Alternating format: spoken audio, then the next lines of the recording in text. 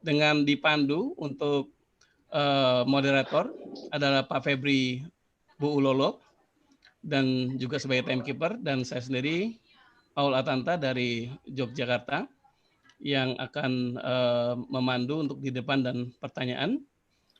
Juga kita ada Pak Yefta Kimski sebagai host yang akan memonitor keseluruhan aktivitas kita, ya.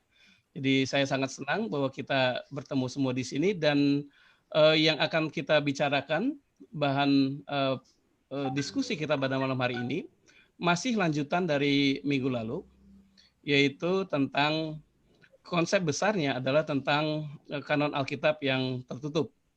Tetapi yang kita akan bahas terutama adalah dari segi perbedaan bagaimana arti dari kanon Alkitab yang sudah tertutup itu, di mana sama-sama kita berpijak pada satu kebenaran bahwa secara doktrin inspirasi pengilhaman, yaitu penulisan Alkitab yang diilhami oleh Allah itu sudah tertutup, sudah komplit, ya. Tetapi yang kemudian akan kita bicarakan dan debat, terutama dari baik dari segi eksegesis untuk ayat-ayat tertentu maupun juga dari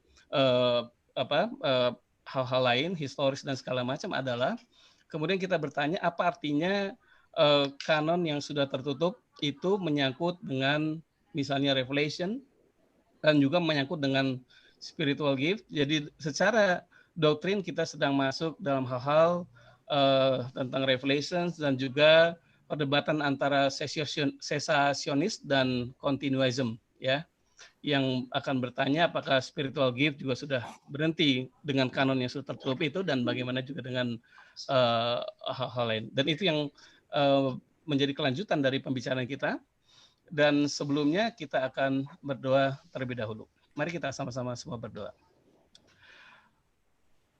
Bapak, kami sungguh merasa terhormat diberikan kesempatan untuk berbagi bersama dalam sebuah diskusi tentang apa yang menjadi kehendak Allah dalam dunia ini, khususnya dalam hal berhubungannya dengan Alkitab, dengan pewahyuan, dengan karunia-karunia rohani, dan semua hal yang kami percaya Engkau berikan sebagai sarana kami untuk melayani semakin baik, tapi juga terutama supaya semakin banyak orang yang mengenal Engkau dan memuliakan nama-Mu. Jadi kami rindu agar apa yang kami bicarakan di sini adalah sarana untuk membangun tubuh Kristus bersama dan menjadi tempat menyatukan hati dan pikiran. Walaupun mungkin kami tidak akan sepakat dalam segala hal, tetapi kami bisa bersama-sama berdampingan tangan untuk melihat semua proses ini adalah proses dialog bersama-sama sebagai orang berian yang menguji kebenaran-kebenaran untuk sungguh-sungguh mendasarkan hidup kami di dalam kebenaran. Dan kami percaya bahwa semua yang kami ada di sini datang dengan hati yang bersih dan pikiran yang lurus. Kami sungguh-sungguh ingin melihat kebenaran Tuhan saja, kemuliaan Tuhan saja, dan dilandasi dengan kasih, baik kasih kepada Allah dan kasih persaudaraan satu sama lain. Jadi kami berkati apa yang kami lakukan akan menjadi berkat buat orang-orang baik yang sekarang saat ini sedang melihat maupun yang nanti akan melihat di waktu depan. Kami memberkati kedua pembicara kami, Pak Andrew Liao dan Pak Jamal Pearson, bahwa keduanya pun akan menjadi sarana Allah untuk saling membangun satu sama lain. Dan kami siap masuk dalam perbincangan kami. Di dalam nama Yesus kami membukanya. Amin. Amin. Baik, akan ada jadi untuk kerangka depannya, kerangka dari pembicaraan kita adalah akan ada opening statement selama 5 menit masing-masing dari Pak Andrew dan Pak John Pearson untuk melengkapi apa yang mungkin dari diskusi kemarin, tapi juga untuk maju ke hal yang akan kita bicarakan. Kemudian akan ada pembicaraan dari masing-masing pembicara 3 menit, ya, yang akan dipandu oleh Pak Febri. Dan akan ada waktu setelah 1 jam, akan ada waktu untuk tanya jawab. Kami buka tanya jawab dan dipersilakan untuk mulai mempersiapkan dengan menchat, dan saya akan merangkum pertanyaan-pertanyaan itu. Dan kemudian akan ada closing statement 5 menit, dan kita harapkan akan selesai jam 9 malam. Saya akan kembali berikan kepada Pak Febri untuk menjadi moderator acara ini. Mari Pak Febri. Ya, terima kasih. Untuk memulai Dari siapa ya dulu? Pak Andrew. Pak Endu ya. Saya mulai klik ya, ini 0. Start dari 0. Oke, Pak Endu. Ya, selamat malam semuanya, sahabat semua. Terima kasih untuk Pak Paul untuk introduction-nya. Jadi ini merupakan lanjutan dari diskusi minggu lalu bersama dengan Pak Jemer Prayerson. Jadi sebenarnya ini adalah suatu kebahagiaan bagi kita punya kesempatan seperti ini dan sudah diskusi cukup panjang lebar. Hanya saja masih ada perbedaan-perbedaan pandangan, perbedaan doktrinal.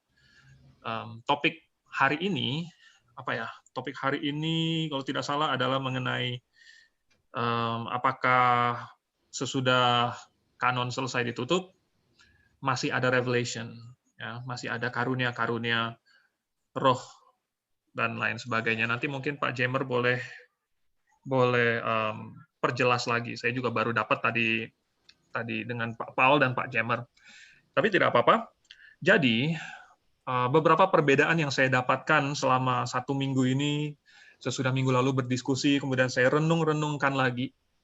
Saya berpikir saya mendapatkan bahwa ada beberapa kesalahan yang dikemukakan dalam diskusi oleh Pak Jemer.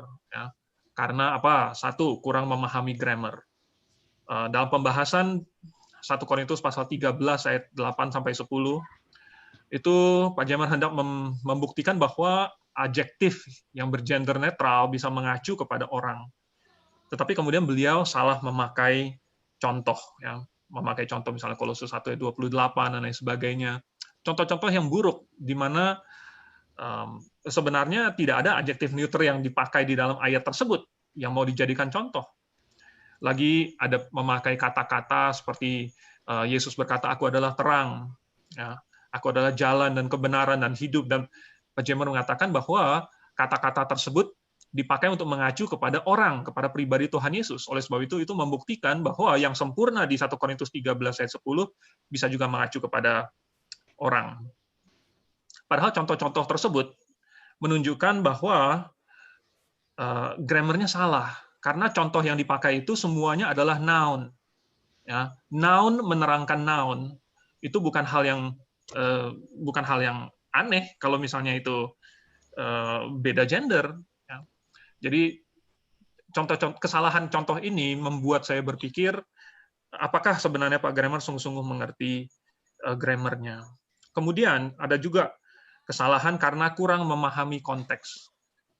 Tidak dapat dipungkiri bahwa ayat 8-10 itu membicarakan pewahyuan. Tidak dapat dipungkiri. Ya, ayat 8 berbicara kasih tidak berkesudahan, lalu kemudian berbicara mengenai pewahyuan. Ayat 9 juga bahwa itu akan berhenti karena tidak sempurna. Itu apa yang tidak sempurna? Pewahyuan. Di ayat yang ke-10 jelas, waduh, oke. Pak Endu, sudah? Ya.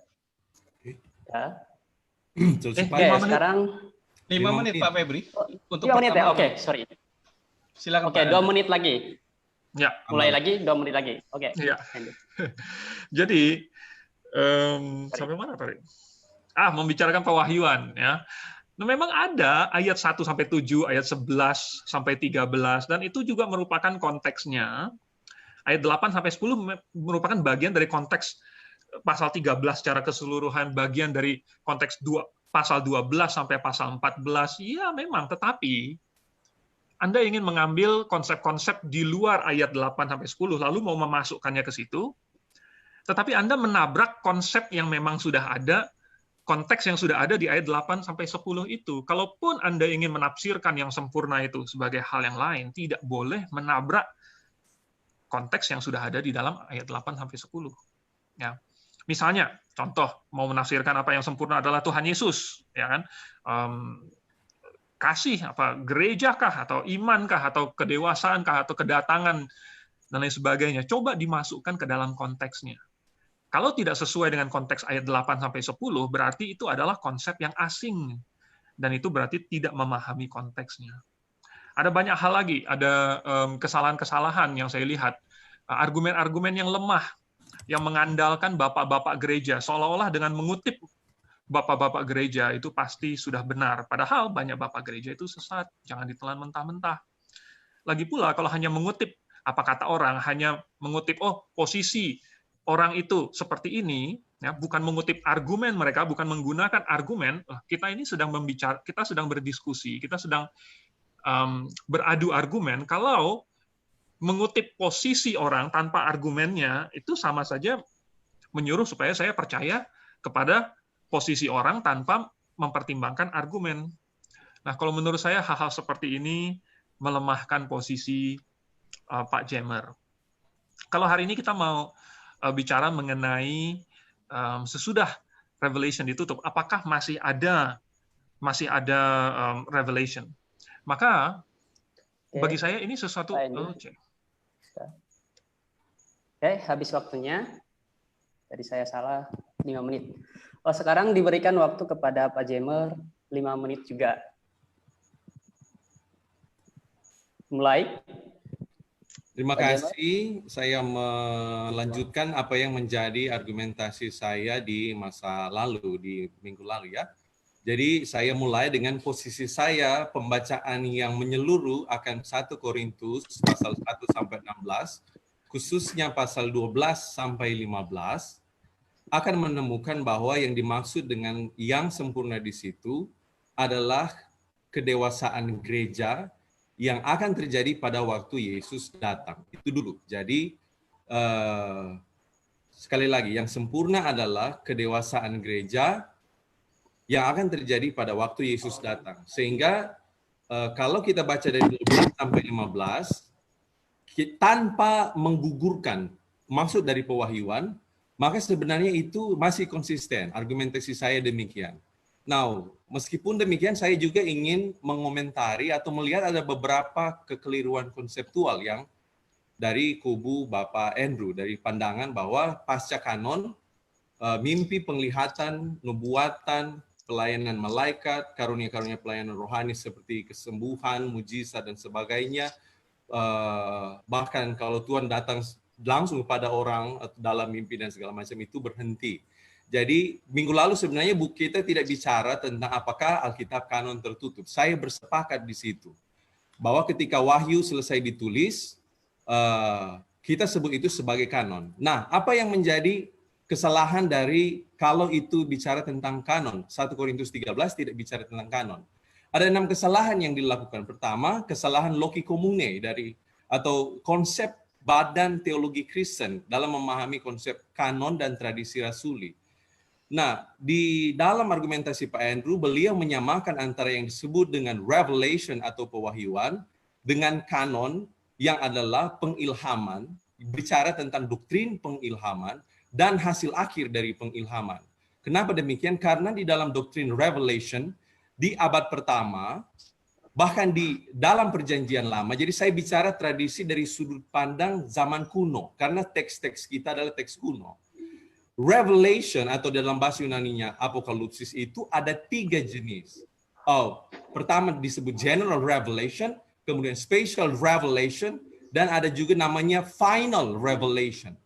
Jadi itu kenapa saya sempat bilang bahwa revelation itu tidak koekstensif dengan kanon. Kanon itu salah satu, tanda kutip ya, cabang revelation. Karena general revelation adalah alam dan hati nurani, maksudnya special revelation. Yohanes 1 kita bicara tentang Yesus Kristus ketika dia pertama kali datang. Kemudian yang kedua teolog sebut sebagai kanon atau kitab suci. Dan yang ketiga, seperti saya suka bahasanya William Lane Craig, dia sebut itu particular revelation, seperti mimpi dan seterusnya. Kemudian ada yang disebut juga dengan final revelation di 1 Petrus 1 ayat 13 dan 1 Korintus 1 ayat 7, pewahyuan yang final itu. Jadi pewahyuan konsepnya lebih luas daripada kanon atau penulisan kitab suci. Kitab suci itu adalah hasil dari proses pengilhaman dan kemudian itu dijadikan tulisan.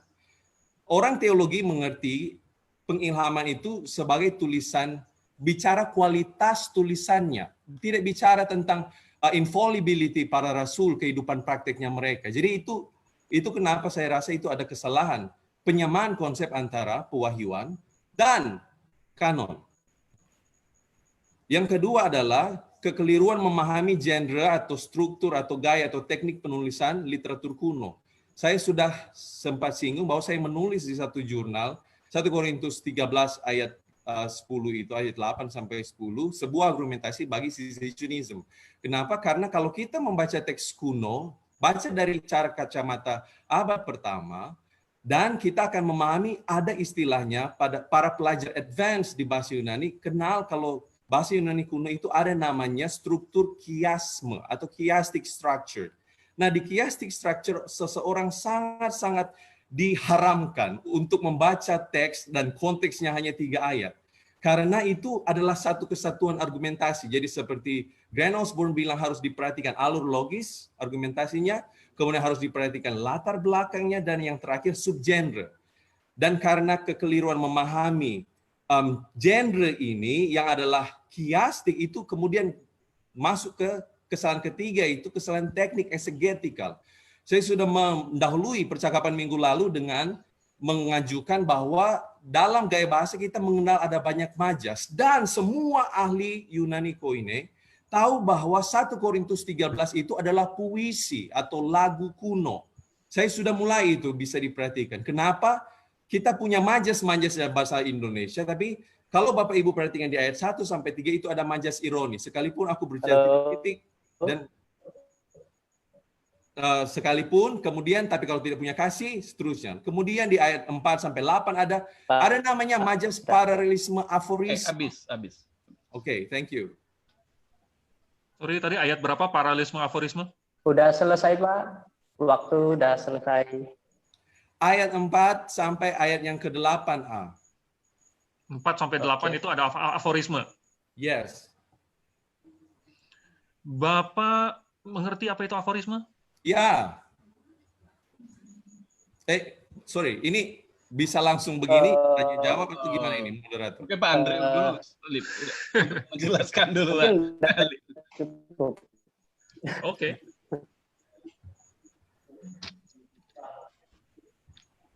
Maaf, Pak Andre sekarang giliran Paul untuk 3 menit menjelaskan. Saya? Ya. Oke.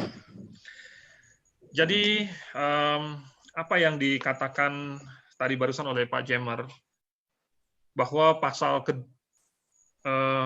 konteks dari pasal 12 sampai pasal 15 mengharuskan bahwa yang sempurna itu adalah kedewasaan gereja. Dan itu terjadi pada saat Yesus datang. Tetapi ada satu tes yang bisa kita lakukan yang sangat mudah, yaitu coba kita masukkan penafsiran itu ke dalam ayat itu. Kata-katanya kita cek aja, kita tes. Jadi kalau dimasukkan dengan pengertian Pak Jemer, harusnya begini. Tapi ketika kedewasaan gereja yang sempurna itu tiba, maka kedewasaan gereja yang tidak sempurna itu akan lenyap. To be honest, it doesn't match. Ya, lagi pula, Anda mengambil suatu konsep kedewasaan yang tidak ada di dalam ayat 8, 9, maupun 10. Anda mengambil konsep itu dari luar 3 ayat itu.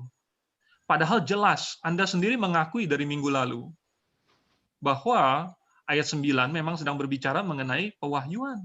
Yes. Ya kan? Lalu dari mana ayat 9 itu tiba-tiba berbicara mengenai kedewasaan? Itu adalah di luar ayat 8 sampai 10. Betul kan? Ya. Sehingga kalau misalnya Anda setuju dengan saya bahwa ayat 8 sampai 10 itu mengenai pewahyuan, maka harusnya ya, ayat yang ke-10 juga mengacu kepada pewahyuan. Jadi ketika bentuk wahyu atau pewahyuan atau kitab wahyu yang sempurna itu tiba, maka pewahyuan yang tidak sempurna itu akan lenyap.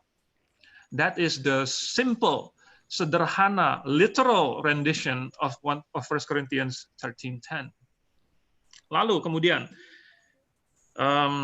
Anda sepakat bahwa sesudah wahyu selesai ditulis, maka itu adalah kanon. Ya. Berarti kanon sudah ditutup. Anda setuju dengan itu. Tetapi Anda masih mau mengatakan bahwa, rupanya masih bisa ditambahkan. Pak Jemer, kalau misalnya sesudah sesuatu ditutup, tetapi ditambahkan lagi, itu artinya tidak jadi ditutup. Ya. Nah, Anda banyak berkata bahwa ini tidak koekstensif. Pak, saya juga tidak bilang bahwa itu koekstensif. Anda salah mengerti. Ya, saya percaya bahwa memang tidak semua revelation itu dituliskan, tidak semuanya inspired, tidak semuanya menjadi bagian dari kanon. Tetapi ketika kanon itu sudah selesai ditulis, maka revelation apapun yang ditambahkan sesudah itu sudah merusak kanon itu. Ya, ini adalah konsep yang sangat sederhana. Ini namanya adalah closed canon. Yang Anda anut itu namanya adalah open canon. Ya, jadi Anda mau menyebut-nyebut soal gaya bahasa ini, saya masih ada berapa menit, masih cukup nggak? Gaya bahasa. Sekalipun Anda berkata bahwa, oh, dari ayat 1 sampai 3 ini adalah seperti puisi. Ya, tetapi ayat 8, ayat 9, dan ayat 10 jelas bukan puisi. Selesai waktunya Pak Endu.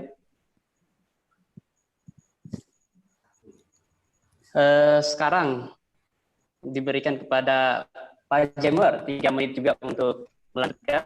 Ya, jadi sebenarnya argumentasi pertama saya itu sudah jelas bahwa Pak Andrew menyamakan antara kanon atau tulisan yang diilhamkan dengan konsep pewahyuan yang tadi saya bilang, pewahyuan bagi para teolog dan bagi orang-orang yang hidup di abad pertama itu ada 3 jenis besar. General revelation, spatial revelation, dan final revelation ketika Yesus datang. Jadi konsep pewahyuan itu lebih luas daripada bicara tentang kanon, ya. Itu satu. Kedua, tadi kita sudah bicara tentang tidak boleh membaca satu pasal hanya dengan 3 ayat, atau satu ayat itu seperti cuma dikurung oleh 3, 4 ayat, 5 ayat. Yang ketiga itu kenapa saya berkata bahwa jatuh ke dalam kesalahan eksegetis. Karena kalau puisi kita ambil sebagai proposisional hurufiah, maka kita akan kacau balau.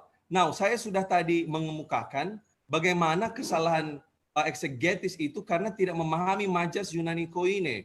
Di majas ironi itu semua majas. Majas ironi, paralelisme, aforisme, kemudian ada sinekdok pars prototo di situ, kemudian adalah sekaligus epifora, jadi itu dikontraskan, itu Paulus tuh, anafora, kemudian epifora, kemudian simbolik, majas simbolik atau perumpamaan, dan terakhir itu majas klimaks. Begitu dari yang kecil sampai yang paling besar gitu tuh. Kemudian yang keempat saya melihat tadi ada kekeliruan non sequitur atau kesalahan logika di mana menyamakan antara kalau semua nubuatan adalah dari Tuhan, Alkitab adalah dari Tuhan, maka Alkitab adalah semua nubuatan. Itu kesalahan logika. Semua orang yang studi filsafat dan logika tahu itu ada undistributed middle di situ. Jadi ada kesalahan logika, kemudian ada general policy yang lain, kemudian kita melihat di situ yang kelima ada kesalahan faktual. Saya mengutip Bapak Gereja bukan bicara tentang doktrin mereka. Saya mengutip karena Bapak Andrew sempat bilang itu tidak pernah ada sampai sekarang. Dan di logika itu kesalahan logika. Namanya argument from silence. Satu itu salah. Kedua, we have the data. Jadi kenapa saya singgung itu? Karena Bapak Gereja mencatatnya. Bapak Gereja saya tidak bilang mereka otoritatif. Kemudian yang terakhir ada kesalahan-kesalahan ekskatologi, tapi nanti kita itu sebuah sarang lebah. Tapi kemudian kalau kita mengerti strukturnya, tidak ada orang yang cakap dalam membaca teks kuno akan mengurungnya bahwa itu hanya bicara tentang ayat 8 sampai 10 dan akan mengurung pewahyuan itu hanya pada konteks. Saya ingin sebenarnya berdiskusi, mungkin mau perjelas dulu apakah kita sama dalam definisi kanon itu, bahwa Kitab suci adalah hasil dari pengilhaman. Dan itu bicara kualitas tulisannya kata per kata. Tidak bicara tentang konsep pewahyuan yang lebih luas. Jadi kalau kita memahami tentang 6 hal tadi, saya rasa seseorang tidak akan pernah berpikir itu kanon. Dan kemudian yang Pak Jemer. Oke, thank you. Pak Jemer, selesai. Nah. Bagaimana Pak Paul? Saya rasa sudah cukup untuk melanjutkan pembahasan minggu yang lalu. Bagaimana kalau kita melanjutkan pembahasan yang akan diajukan sekarang ini? Setelah selesai Alkitab ditulis, apakah masih ada nubuatan dan lain-lainnya yang berupa pewahyuan setelah Alkitab selesai? Ya. Silakan Pak Paul. Saya rasa Pak Jemer sudah masuk, Pak Andre Leo juga sudah masuk ke situ karena sudah bicara tentang pewahyuan dalam konteks kanon, dan Pak Jemer juga sedang mendefinisikan. Ya, artinya saya rasa kita sudah masuk ke situ. Silakan Pak Andre. Oke. Tadi ini ada berapa menit ini ya? 3 menit ya? Ya. Tadi ada satu perkataan yang mencuat gitu, katanya Bapak Gereja ini otoritatif. Maaf Pak, tidak. Ya, Bapak Gereja tidak otoritatif. Setuju. Hanya karena mereka mengatakan hal-hal tertentu, tidak berarti kita harus percaya. Oke, kemudian. Jadi, Bapak masih salah memahami apa yang saya katakan. Saya sudah berkali-kali mengatakannya bahwa tidak semua wahyu dicatat di dalam Alkitab. Tidak semua. Kok Bapak masih bilang saya ini lagi? Aduh, kasihan sekali, Pak. Tetapi, kalau misalnya canon sudah ditutup, kalau wahyu sudah selesai dituliskan, sudah menjadi canon, ini seperti apa? Canon itu adalah apa sih? Canon itu adalah patok, adalah alat ukur. Jadi alat yang dipakai untuk mengukur suatu standar. Suatu standar itu haruslah pasti. Kalau misalnya saya punya standar 1 meter sama dengan 100 cm, ya, lalu ini saya pakai untuk mengukur. Ini sudah ditutup, nggak boleh lebih, nggak boleh kurang, nggak boleh 99, nggak boleh 101, 100 cm. Lalu kemudian datanglah satu orang lagi, lalu bilang, oh, saya barusan mendapatkan revelation dari Tuhan. Ya, saya barusan mendapatkan revelation, dan revelation ini memiliki otoritas yang sama dengan Alkitab, karena berasal dari Tuhan juga. Maka dia sudah memiliki tambahan ukuran selain Alkitab. Alkitabnya sudah 100 cm. Lalu dia mau tambahkan lagi satu revelation baru, entah itu mimpi atau apa, begitu. Dia ketemu dengan wanita cantik, lalu dia bilang itu Roh Kudus. Lalu kemudian dia bilang itu adalah standar yang sama dengan Alkitab. Pak, itu sudah menambahkan 5 cm. Jadi standar yang dia pakai itu adalah 105 cm. Beda nggak dengan standar yang saya pakai? Beda. Karena standar yang saya pakai hanya Alkitab saja. Itu namanya closed canon. Kalau misalnya standar yang dipakai oleh orang adalah Alkitab plus yang lain-lain, itu bukan hanya Alkitab. Itu namanya Alkitab bukan closed canon. Itu namanya Alkitab bukan canon lagi. Kalau Alkitab sudah canon, Alkitablah yang dipakai untuk mengukur. Kalau Alkitab plus yang lain dipakai untuk mengukur, berarti canonnya bukan Alkitab. Canonnya adalah Alkitab plus something else. Ya. Kemudian Anda menyebutkan bahwa di dalam 1 Korintus pasal 13 itu pakai majas. Pak, di ayat 8 sampai 10 nggak ada majasnya. Ya. Memang ada perkembangan, makin lama makin mencapai klimaks. Memang di ayat 11 dan 12 ada metafor. Ya, memang ada gaya bahasa di dalamnya, tetapi ayat 8 sampai 10 jelas sekali. Saya bukan mengkotak-kotakkan, saya bukan membatasi. Saya menggunakan akal sehat untuk membaca kalimat yang jelas. Saya memakai bahasa Indonesia, bahasa Inggris, bahasa Yunani dengan sederhana supaya anak SD yang membacanya pun bisa mengerti. Anak saya yang baru baru kelas 4 SD saja. Pak Andrew, selesai. Oke, sekarang waktu diberikan pada Pak Jamer. Baik, saya mau menanggapi. Jadi saya melihat memang kita ada perbedaan antara konsep pewahyuan dengan kanon. Kanon itu bukan pewahyuan. Kanon salah satu dari tipe pewahyuan. Itu yang pertama, karena wahyu umum ada 2 jenis atau dua medium. Satu itu alam, 2 nurani. Ada banyak di alam yang sains cerita tapi tidak ada Alkitab dan tidak pernah melawan Alkitab. Kemudian special revelation, Yesus Kristus di abad pertama, kemudian kitab suci, dan particular revelations yang konsisten dengan kanon. Jadi itu tidak sama pewahyuan dengan kanon. Itu kenapa memang waktu lalu saya agak bingung, oh ini pewahyuan disamakan dengan kanon. Saya baru sadar kemudian. Kemudian saya melihat bahwa majas di situ, Pak. Saya berdoa para pemirsa akan mengerti bahasa Yunaninya, dan lihat saja di buku-buku linguistik yang akademik, yang standar, apa yang baru saya sebutkan tadi mengenai majas ironi, mengenai majas paralelisme anafora, kemudian epifora yang di belakang temanya sama, kemudian di situ ada majas perumpamaan atau kiasan, kemudian yang terakhir itu majas yang disebut dengan majas klimaks. Itu akan dipahami kalau orang mengerti tentang ilmu linguistik, dan kalau dia mengerti tentang apa yang disebut dengan lagu di abad pertama. Kemudian kedua, sebenarnya saya juga merasa Pak Andrew mengurung definisi kenapa itu harus pewahyuan, karena menduga dari awal bahwa kalau adjektif neuter substantifal itu hanya mengacu pada benda atau hal. Itu sebenarnya maksud saya dari pertama, Pak Andrew dan para pemirsa, bahwa di Yunani Koine, kata substantifal itu atau substantif, artinya dia mengganti konsep apa? Kata benda. Dan di bahasa Yunani, adjektif substantifal, dua ahli, minta maaf, sebenarnya itu grammarnya memang boleh begitu mengacu pada person, pada orang. Jadi ya, bahwa grammar satu bahwa dia mengacu pada hal atau benda, tetapi juga dia dapat mengacu pada person atau oknum. Jadi tidak boleh dibatasi itu pada benda. Dan Boales menyebut itu, misalnya itu buku Yunani standar, Greek Grammar Beyond Basics. Aforisme itu digunakan. Dan persis yang saya katakan tadi, majas paralelisme itu di mana kasih itu sabar, kasih itu merhati. Itu anafora karena anaforanya di depan dan epiforanya di belakang. Karunia kita, bahasa roh tidak sempurna, nubuatan tidak sempurna. Yang tidak sempurna di belakang namanya epifora. Jadi kalau orang mengerti antara majas paralelisme itu, dia akan mengerti bahwa Paulus sedang pakai adjektif neuter substantifal untuk mengacu bukan sekedar pada benda atau hal. Pak Jamer, selesai. Terima kasih. Oke. Oke, kepada Pak Endu dipersilakan untuk menanggapinya lagi.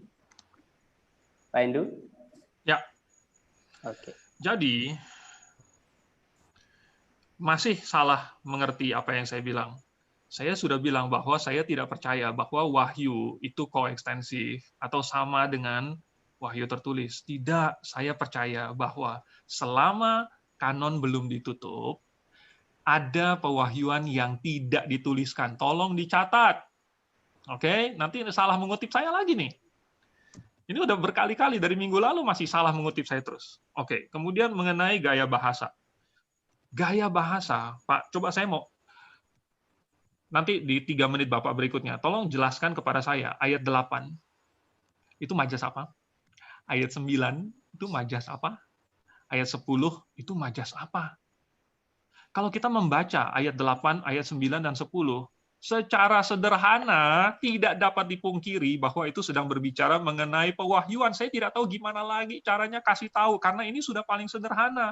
Kalau yang sudah paling sederhana saja masih mau dipelintir-pelintir jadi majas, saya tidak punya alat lain untuk memberitahukan kepada Anda yang lebih jelas lagi bahwa itu sudah sederhana. Seandainya ini kita lagi nggak berdebat mengenai 1 Korintus 13 ayat 10. Seandainya ini mengenai suatu kalimat yang di novel mana begitu, ya, di buku mana, pasti semua orang akan bilang, oh ya, maksudnya yang tidak sempurna itu adalah bahasa roh, bernubuat, berkata-kata dengan pengetahuan, itulah yang dimaksud dengan yang tidak sempurna. Karena itu barusan kalimat sebelumnya. Itu adalah the immediate context. Tolong dipahami hal yang paling sederhana ini. Oke. Tadi saya sudah katakan dan belum dijawab juga bahwa suatu kanon yang sudah ditutup, ya, itu merupakan tolak ukur. Saya bukan bilang bahwa wahyu ditutup. Kanon itu adalah tolak ukur. Kalau tolak ukurnya sudah ditutup, tetapi masih ditambahkan lagi alat ukur lainnya, maka alat ukur yang sebelumnya itu tidak bisa dijadikan alat ukur lagi. Ini hal yang sangat sederhana. Ya. Nah, Bapak bilang bahwa kanon adalah salah satu pewahyuan. Kanon bukan wahyu. Sebenarnya kanon itu adalah ukuran patok yang Tuhan pakai. Dan apa itu? Wahyu yang tertulis. Wahyu yang tertulislah yang Tuhan pakai untuk menjadi ukuran supaya semua orang yang menilai kebenaran harus memakai wahyu tertulis, yaitu kanon yang sudah selesai itu. Kalau misalnya masih ada revelation lagi, specialkah dan lain sebagainya, yang bisa juga dipakai untuk sebagai alat ukur, berarti kanon Alkitab masih belum cukup. Berarti kanonnya belum selesai. Kalau sudah cukup, ya harusnya sudah selesai. Kalau sudah selesai, harusnya sudah cukup. Kalau masih ditambah lagi, artinya yang sebelumnya belum selesai, belum lengkap. Begitu. Ya. Nah, Anda percaya kanon sudah ditutup atau masih dibuka? Kalau Anda percaya bahwa kanon sudah ditutup, maka harusnya Anda konsisten bahwa tidak ada lagi revelation sesudahnya. Pak Induk sudah selesai. Ya, kepada Pak Jamer diberikan waktu untuk menanggapi. Start. Ya, di abad pertama tidak ada orang yang berpikir seperti Pak Andrew, dan tidak ada sekarang yang memahami konsep kanon itu, memahaminya itu identik sama persis dengan pewahyuan satu-satunya. Tidak ada. Itu bukan cara pandang orang di abad pertama. Karena saya tadi sudah bilang, pewahyuan itu ada general revelation. Semua yang benar tentang alam, kita dapat di ilmu pengetahuan itu tidak pernah melawan Alkitab. Alkitab tidak pernah cerita, tapi kemudian kita tahu kemudian bicara tentang final revelation tadi, pewahyuan final, Yesus Kristus akan memperkenalkan, menyatakan dirinya. Itu cara berpikir orang abad pertama. Jadi sebenarnya Bapak, Ibu, para pemirsa, saya berharap akan melihat dari kacamata orang di abad pertama. Kemudian ayat 8, seolah-olah immediate context ayat 10 itu hanya ayat 8 sampai 9. Then what is the immediate context dari ayat 8 sampai 10? Apa konteks dekat ayat 8 sampai 10? Ayat 1 sampai 7. Apa konteks dekat ayat 1 sampai 7? Pasal sebelumnya. Apa konteks dekat? Pasal 13, pasal 12, pasal 14. Tidak boleh membaca hanya 4 ayat. Itu tidak boleh. Itu sangat dilarang. Semua yang mengerti kaidah grammar dan penafsiran tidak akan melakukan itu. Kemudian kanon, tolok ukurnya saya setuju. Kanon itu berbicara tentang dia lebih ke historis dan filologis. Memang ada unsur teologis di dalam, tapi tidak pernah ada orang di Septuaginta, di Perjanjian Baru memakai kata toteleon untuk mengacu pada kanon. Dan kanon itu ditentukan karena ada minimal 3 syarat. Disebut 1 apostolicity atau ditulis oleh Rasul, kemudian ortodoksi, kemudian ajarannya, dan yang terakhir Catholicity atau diterima gereja di abad pertama, mana tulisan-tulisan yang diilhamkan, yang dianggap kitab suci. Jadi pada waktu mereka menerima kitab Wahyu, tadi saya menyinggung Bapak Gereja, karena penglihatan, nubuat, mujizat masih jalan, bukan sebagai kanon. Mereka memahami begitu. Saya tidak bilang Bapak Gereja itu otoritatif, sekali lagi bukan. Saya bicara catatan sejarahnya secara faktual ada dari mereka sampai sekarang. Dan kita lihat faktual, banyak sekali orang Muslim sekarang. Oh, minta maaf. Ada non-Kristen yang buka hati terima Yesus karena mereka mendapatkan Yohanes 3 ayat 16, Yohanes 14 ayat 6, dari mimpi, dari penglihatan, dan segala macam. Jadi ada kesalahan konsep teologi, ada kesalahan membaca teks kuno, kesalahan eksegetis, kesalahan logika, ada kesalahan faktual, dan kemudian kesalahan eskatologis. Apa masih ada waktu, Pak Febri? Masih ada 20 detik lagi. Jadi sekali lagi, kanon itu standarnya, saya setuju dengan Pak Andrew, itu ada standarnya di abad pertama, pada waktu Rasul terakhir hidup, bagaimana cara para jemaat menerima standar tulisan yang diilhamkan, yang 3 tadi. Jadi bukan karena Rasulnya, tapi karena ajarannya, lalu itu ditulis oleh Rasul, karena itu diajarkan Yesus. Pak Jemer, sudah selesai? Baik, terima kasih. Oke. Waktu selanjutnya diberikan kepada Pak Endu. Mulai. Pak Jemer, singkat saja, ya atau tidak. Tadi saya dengar, saya salah dengar atau tidak, yang non-Kristen itu juga mendapat mimpi dari Tuhan? Ini maksudnya yang sedang ditanya ini yang mana? Yang non-Kristen tadi barusan saya dengar. Benar nggak itu saya salah dengar? Ya. Oke. Dan mereka jadi orang percaya. Oke. Terima kasih. Jadi, dari tadi Pak Jemer 3 menit bicara panjang lebar, masih belum menunjukkan ayat 8, ayat 9, ayat 10, majas apa, Pak? Saya belum tahu majas apa ya. Ada gaya, ada metafor apa di ayat 8? Ya. Ada metafora apa di ayat 9? Ada metafora apa di ayat 10? Tolong kasih tahu saya. Siap. Okay. Kemudian, Bapak juga masih belum mencoba memasukkan itu yang penafsiran Bapak itu, kedewasaan gereja ke dalam ayat 10 itu yang tadi saya bilang, dites aja, dicek. Ya. Jadi jikalau kedewasaan gereja yang sempurna itu tiba, maka kedewasaan gereja yang tidak sempurna itu akan lenyap. Pak, itu adalah nonsense. Itu adalah kalimat nonsense. Anda mengerti nonsense? Itu tidak masuk akal. Itu tidak mungkin konteksnya seperti itu. Itu mengambil konteks dari luar, kemudian Anda masukkan, Anda paksa ke dalam ayat 10-nya. Tidak. Ya. Ini bukan masalah saya membatasi. Ini masalah pembacaan yang sederhana. Kemudian, tadi yang saya minta itu, wah rupanya orang agama seberang non-Kristen juga mendapat mimpi dari Tuhan. Wow, ya, wow, apa yang Tuhan reveal kepada mereka? Apa yang Tuhan wahyukan kepada mereka?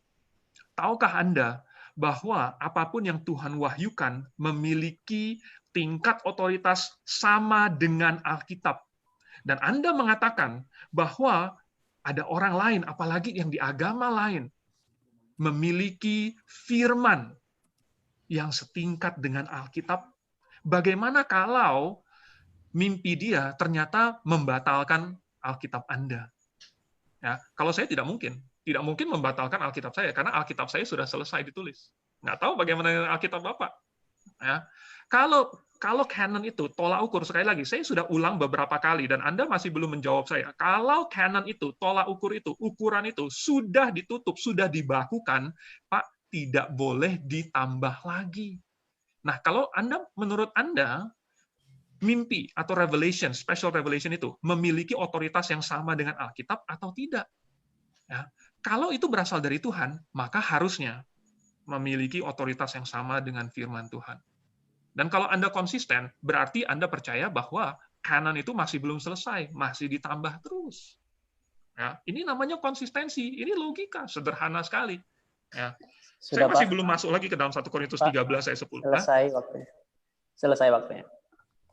Oke, waktu selanjutnya dipersilakan pada Pak Jamer, mulai. Pak, di ayat 8 dan sebelumnya itu konteksnya. Jadi kalau anafora itu bagian dari namanya, cek di bahasa Indonesia aja, kalau agak sulit di bahasa Yunani para pemirsa boleh coba. Majas paralisme itu biasanya terdapat dalam puisi yang dilakukan dengan mengulang-ulang sebuah kata dalam berbagai definisi atau penjelasan yang berbeda. Itu kasih, itu sabar, kasih, itu murah hati. Jika pengulangan dilakukan di awal, maka itu namanya anafora. Kalau pengulangannya di akhir namanya epifora. Kita ketemu apa? Epifora. Nubuat kita tidak sempurna. Pengetahuan kita tidak sempurna. Di belakang tuh epiforanya. Dan di dalam bahasa Yunani, adjektif neuter substantifal, kalau untuk anafora dapat mengacu pada orang. Begitu advance Yunaninya. Jadi saya menjawab itu pertanyaan Pak Andrew ya. Kemudian mimpi, apakah itu harus sama dengan otoritas Alkitab? Tidak ada orang di Perjanjian Lama dan Perjanjian Baru begitu. Para nabi di kitab Ulangan diperingatkan, kalaupun mujizat mereka terjadi, kalaupun ada nubuatan mereka terjadi, lalu mereka menyimpang dari ajaran ortodoksi Perjanjian Lama, mereka dihukum mati. Jadi bukan begitu cara membaca kanon, atau kalau itu mimpi harus ditambahkan. Tidak begitu cara mengertinya. Ya, jadi kanon tidak boleh ditambah lagi. Setuju. Ketika Rasul Yohanes menulis kitab Wahyu selesai. Tetapi semua mimpi, misalnya mimpi Yesus tidak mati dan bangkit. Pak, saya pasti setuju dengan Pak Andrew. Orang itu dapat mimpi dari setan. Saya akan setuju dengan Pak Andrew. Pak Andrew, ayo kita doakan orangnya itu, kayak dia nggak dapat dari Tuhan tuh. Gitu. Mimpi bahwa Mary tidak virgin birth itu tidak terjadi. Ya, kita tahu kenapa, karena di standar kanon kita sudah tahu itu. Tetapi kita mengerti bahwa kanon dan pewahyuan itu berbeda, Pak. Dan para pemirsa, pewahyuan konsepnya lebih luas. Salah satu bagian dari pewahyuan itu namanya tertulis. Pengilhaman tambah tulisannya itu tuh. Jadi kalau bikin formula matematikanya, kanon sama dengan pengilhaman tambah tulisannya. Dan wahyu itu lebih luas lagi. Apa itu wahyu?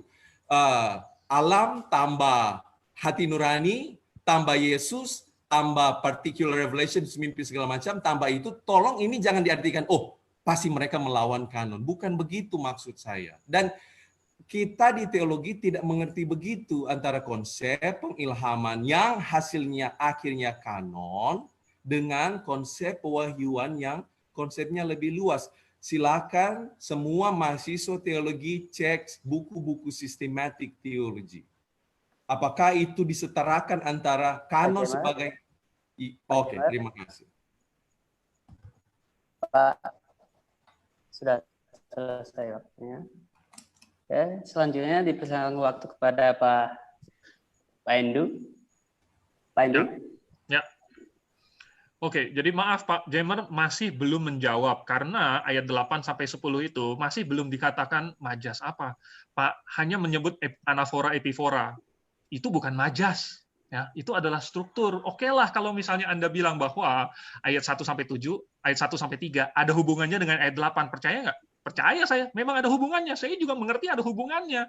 Cuman kalimat di ayat 8 itu apakah metafor atau literal? Ayat di 9, 10 itu literal atau metafor? Itu literal, Pak. Ya, Anda berkata bahwa itu Anda mengutip dari Wallace ya. Saya ada bukunya juga Wallace nih, ya. Wallace tuh. Wallace ini dia bilang Anda kutip bahwa itu adjektif neuter bisa mengacu kepada pribadi. Pak, itu adalah pengecualian. Dan Anda kutip sendiri bahwa pengecualiannya itu misalnya suspense, aforisme, atau retorik. Ya, retorik. Tetapi coba Anda tunjukkan di ayat 10 itu yang sempurna itu apakah retorik? No. Apakah itu suatu aforisme? No. Apakah itu suspensi? No. Jadi tidak memenuhi syarat yang Anda inginkan sehingga bisa Anda tafsirkan menjadi Yesuskah, kedatangankah. Lagi pula harus sesuai dengan konteksnya. Tadi saya sudah tantang Anda. Coba Anda masukkan ke dalam kalimatnya. Tetapi jika kedewasaan gereja yang sempurna itu tiba, ini saya mau ngulang berapa kali, tetapi lalu kedewasaan gereja yang tidak sempurna itu akan lenyap. Pak, saya mau ulang berapa kali baru Anda masuk, baru Anda ngerti. Ya. Lalu kemudian Anda berkata bahwa mimpi-mimpi itu ya, bisa saja Tuhan berikan. Tetapi Anda tidak menyadari bahayanya bahwa Anda sudah memberikan iblis ruang, pintu masuk untuk memasukkan suatu mimpi. Ya, jelas-jelas dia nggak akan langsung bilang bahwa virgin birth itu palsu. Jelas-jelas dia tidak akan bilang apa Yesus tidak disalibkan. Tetapi dia akan mengatakan hal yang lain. Dan ketika iblis mendapatkan suatu media di mana dia bisa memiliki firman, menyampaikan firman yang setingkat dengan Alkitab, kita sudah menghancurkan Alkitab itu sendiri. Sekali lagi, ketika kanon itu sudah selesai ditulis, dan ini adalah prinsip yang sangat sederhana, semua orang bisa tahu hal ini. Kalau sudah ditutup 100 cm, tetapi ada orang mau tambah lagi 5 cm, maka itu menjadi ukuran yang berbeda. Anda mengukur segala sesuatu berdasarkan Alkitab plus mimpi Anda mungkin, plus ada pewahyuan khusus lagi, special revelation mungkin. Berarti Anda memakai standar yang berbeda dengan standar saya. Dan itu Anda itu artinya selesai. Ya. Oke. Selanjutnya Pak Jemer. Halo? Ya, silakan Pak. Ya, Mulai. memang saya sadar sekarang bahwa sebenarnya konsep kita, kayaknya kita perlu definisikan itu dulu. Jadi kita berbeda definisi antara kanon sebagai, yang saya sederhanakan tadi, adalah hasil akhir dari proses pengilhaman dengan konsep pewahyuan. Itu dia tuh. Kita sudah berbeda di situ kayaknya. Di situ. Jadi memang susah nanti ke depan kalau diskusinya dilanjutkan, kalau itu tidak sama di situ. Saya mengambil bahwa kitab suci adalah final authority, tetapi bukan satu-satunya definisi dari pewahyuan. Tolong dihati-hati ya, jangan dulu diambil luar konteks itu, Pak. Tapi, ya oke. Jadi di metafor atau literal, literal itu metafora atau majas-majas itu selalu ada arti literalnya. Jadi misalnya ketika di puisinya Hairil Anwar, aku ini binatang jalan terbuang dari kawanannya. Hati-hati orang Indonesia yang mengerti puisi tidak akan mengartikan dia harafiah atau hurufiah. Dia itu binatang jalan dan nggak tahu dia dari kumpulan binatang yang mana. Kita tidak melakukan seperti itu. Kenapa? Karena saya bilang tadi genrenya itu puisi di pasal 13 atau subgenre dari keseluruhan 1 Korintus. Pengecualian grammar, tidak pengecualian grammar. Saya bacakan yang Daniel Wallace bilang tentang itu. Dia bilang begini, itu tidak mungkin bicara tentang kanon karena di situ ilustrasinya personal dan seseorang tidak boleh membantah itu hanya karena adjektifnya neuter, substantif. Itu Daniel Wallace sendiri dia mengacu itu pada kedatangan Yesus Kristus yang konsisten dengan posisi saya pegang, jemaat dewasa ketika Yesus datang. Sekarang, apa yang tidak dewasa? Keadaan jemaat sekarang. Jadi dia akan mengalami kedewasaan itu pada waktu Yesus datang. Sekarang jemaat tidak dewasa, sekarang pengetahuan kita tidak sempurna, bahasa kita tidak sempurna, karunia-karunia kita masih digunakan membangun. Saya rangkum konsepnya 3 kata. 1, ada karunia rohani. 2, untuk siapa? Untuk gereja. Untuk apa? Dewasa. Apa kata Yunani dewasa? Teleos. Konsisten. Itu dibahas di pasal 12, pasal 13, pasal 14. Jadi jangan cuma konteks ayat 10 itu ayat 8 saja. Enggak. Anaforanya itu mulai dari ayat 4 sampai seterusnya. Kasih adalah terus, kemudian ada epiforanya, kemudian ada perumpamaannya, kemudian di klimaks. Asik sekali kalau orang ngerti itu. Di abad pertama. Begitu tuh. Nah, jadi kita tidak sekali lagi menyamakan antara kanon dengan pewahyuan. Kita tidak menyamakan genre dan salah membaca genre, dan kita tidak melakukan kesalahan logika, undistributed mirror, dan yang terakhir kesalahan logikanya lagi adalah false cause fallacy, yaitu kalau penyebab berhentinya fungsi karunia pelayanan itu ada 5, lalu dia berhenti fungsi 1, dia tidak berhenti total. Terima kasih. Ya.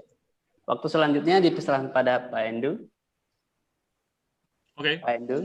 Anda mengutip dari Greek grammar-nya Wallace.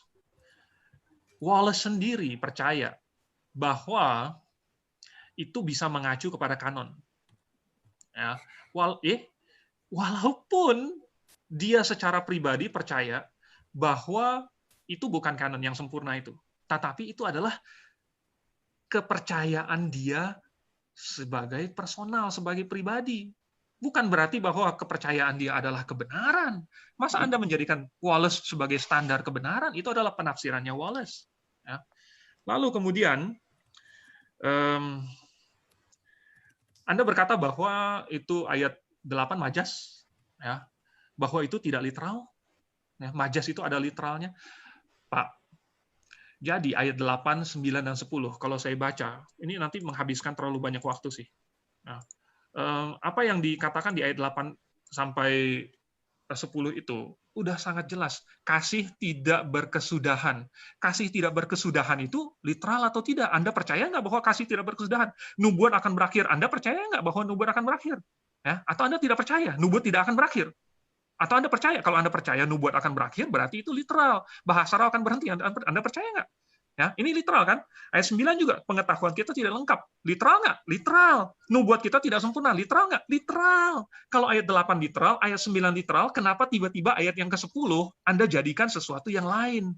Kenapa bukan pewahyuan juga? Kenapa ayat yang ke-10, yang ekmeros itu, ya, yang tidak sempurna, itu kenapa bukan ayat 9, pengetahuan dan nubuat? Pak, kenapa misalnya Anda berkata bahwa sebab pengetahuan kita, tetapi jika yang sempurna tiba, maka yang tidak sempurna itu apa? Masa Anda bilang jika gereja yang sempurna tiba, maka bahasa roh akan berhenti, ya, pengetahuan akan berhenti, nubuat akan berhenti. Loh, ini kan hal yang sama. Itu sudah sama-sama to teleion dan to ekmeros, sama-sama menggunakan artikel to. Itu artinya sama-sama. Lalu, Anda berkata bahwa itu bisa gereja. Ya, terus terang nggak masuk akal. Kenapa gereja yang sempurna tiba, lalu gereja yang tidak sempurna akan lenyap? Ya, nggak masuk akal. Kenapa gereja yang tidak sempurna lenyap? Ya, apakah semua gereja akan terus sempurna? Jadi, ini tidak masuk akal. Lalu, kemudian Anda berkata bahwa ini ya,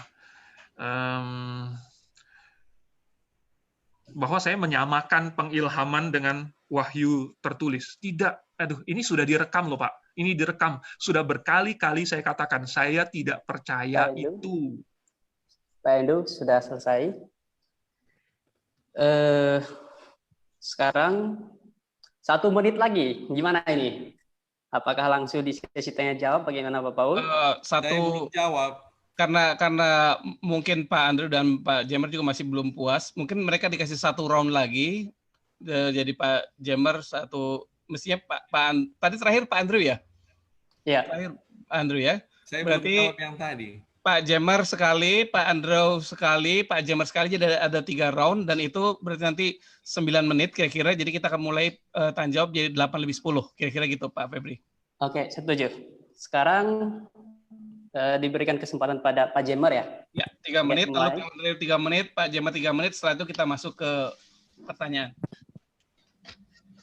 Baik, saya mau begini, itu bukan sekedar pilihannya Wallace, karena dia sedang menjelaskan gramatika di situ. Saya bacakan ya, di halaman yang 295 bukunya itu, dia bilang begini, although there can be no objection to the teleon referring to the completion of the canon grammatically, for the adjective would naturally be neuter, if it referred to a thing, even if the inferred noun were feminine, such as graphe, it is difficult to see such a notion in this passage. Itu kenapa dia bilang, dia sulit sekali melihat itu. Karena dia mengerti bagaimana cara membaca puisi. A more likely view is that the perfect refers to the coming of Christ. Lalu dia bantah. Jadi dia bilang, itu pada kedatangan Yesus. Seseorang tidak boleh menolak bahwa karena referensinya itu kedatangan Kristus atau kedewasaan gereja, karena neuter tidak bisa mengacu situ. Tidak. Lalu dia bilang, since the neuter adjective is used for persons, for reasons of rhetoric, aphoristic principle. He knows that. Dia tahu itu. Ada prinsip aforisme. Dan di situ tuh di depannya kasih. Epifora di belakang yang tidak sempurna.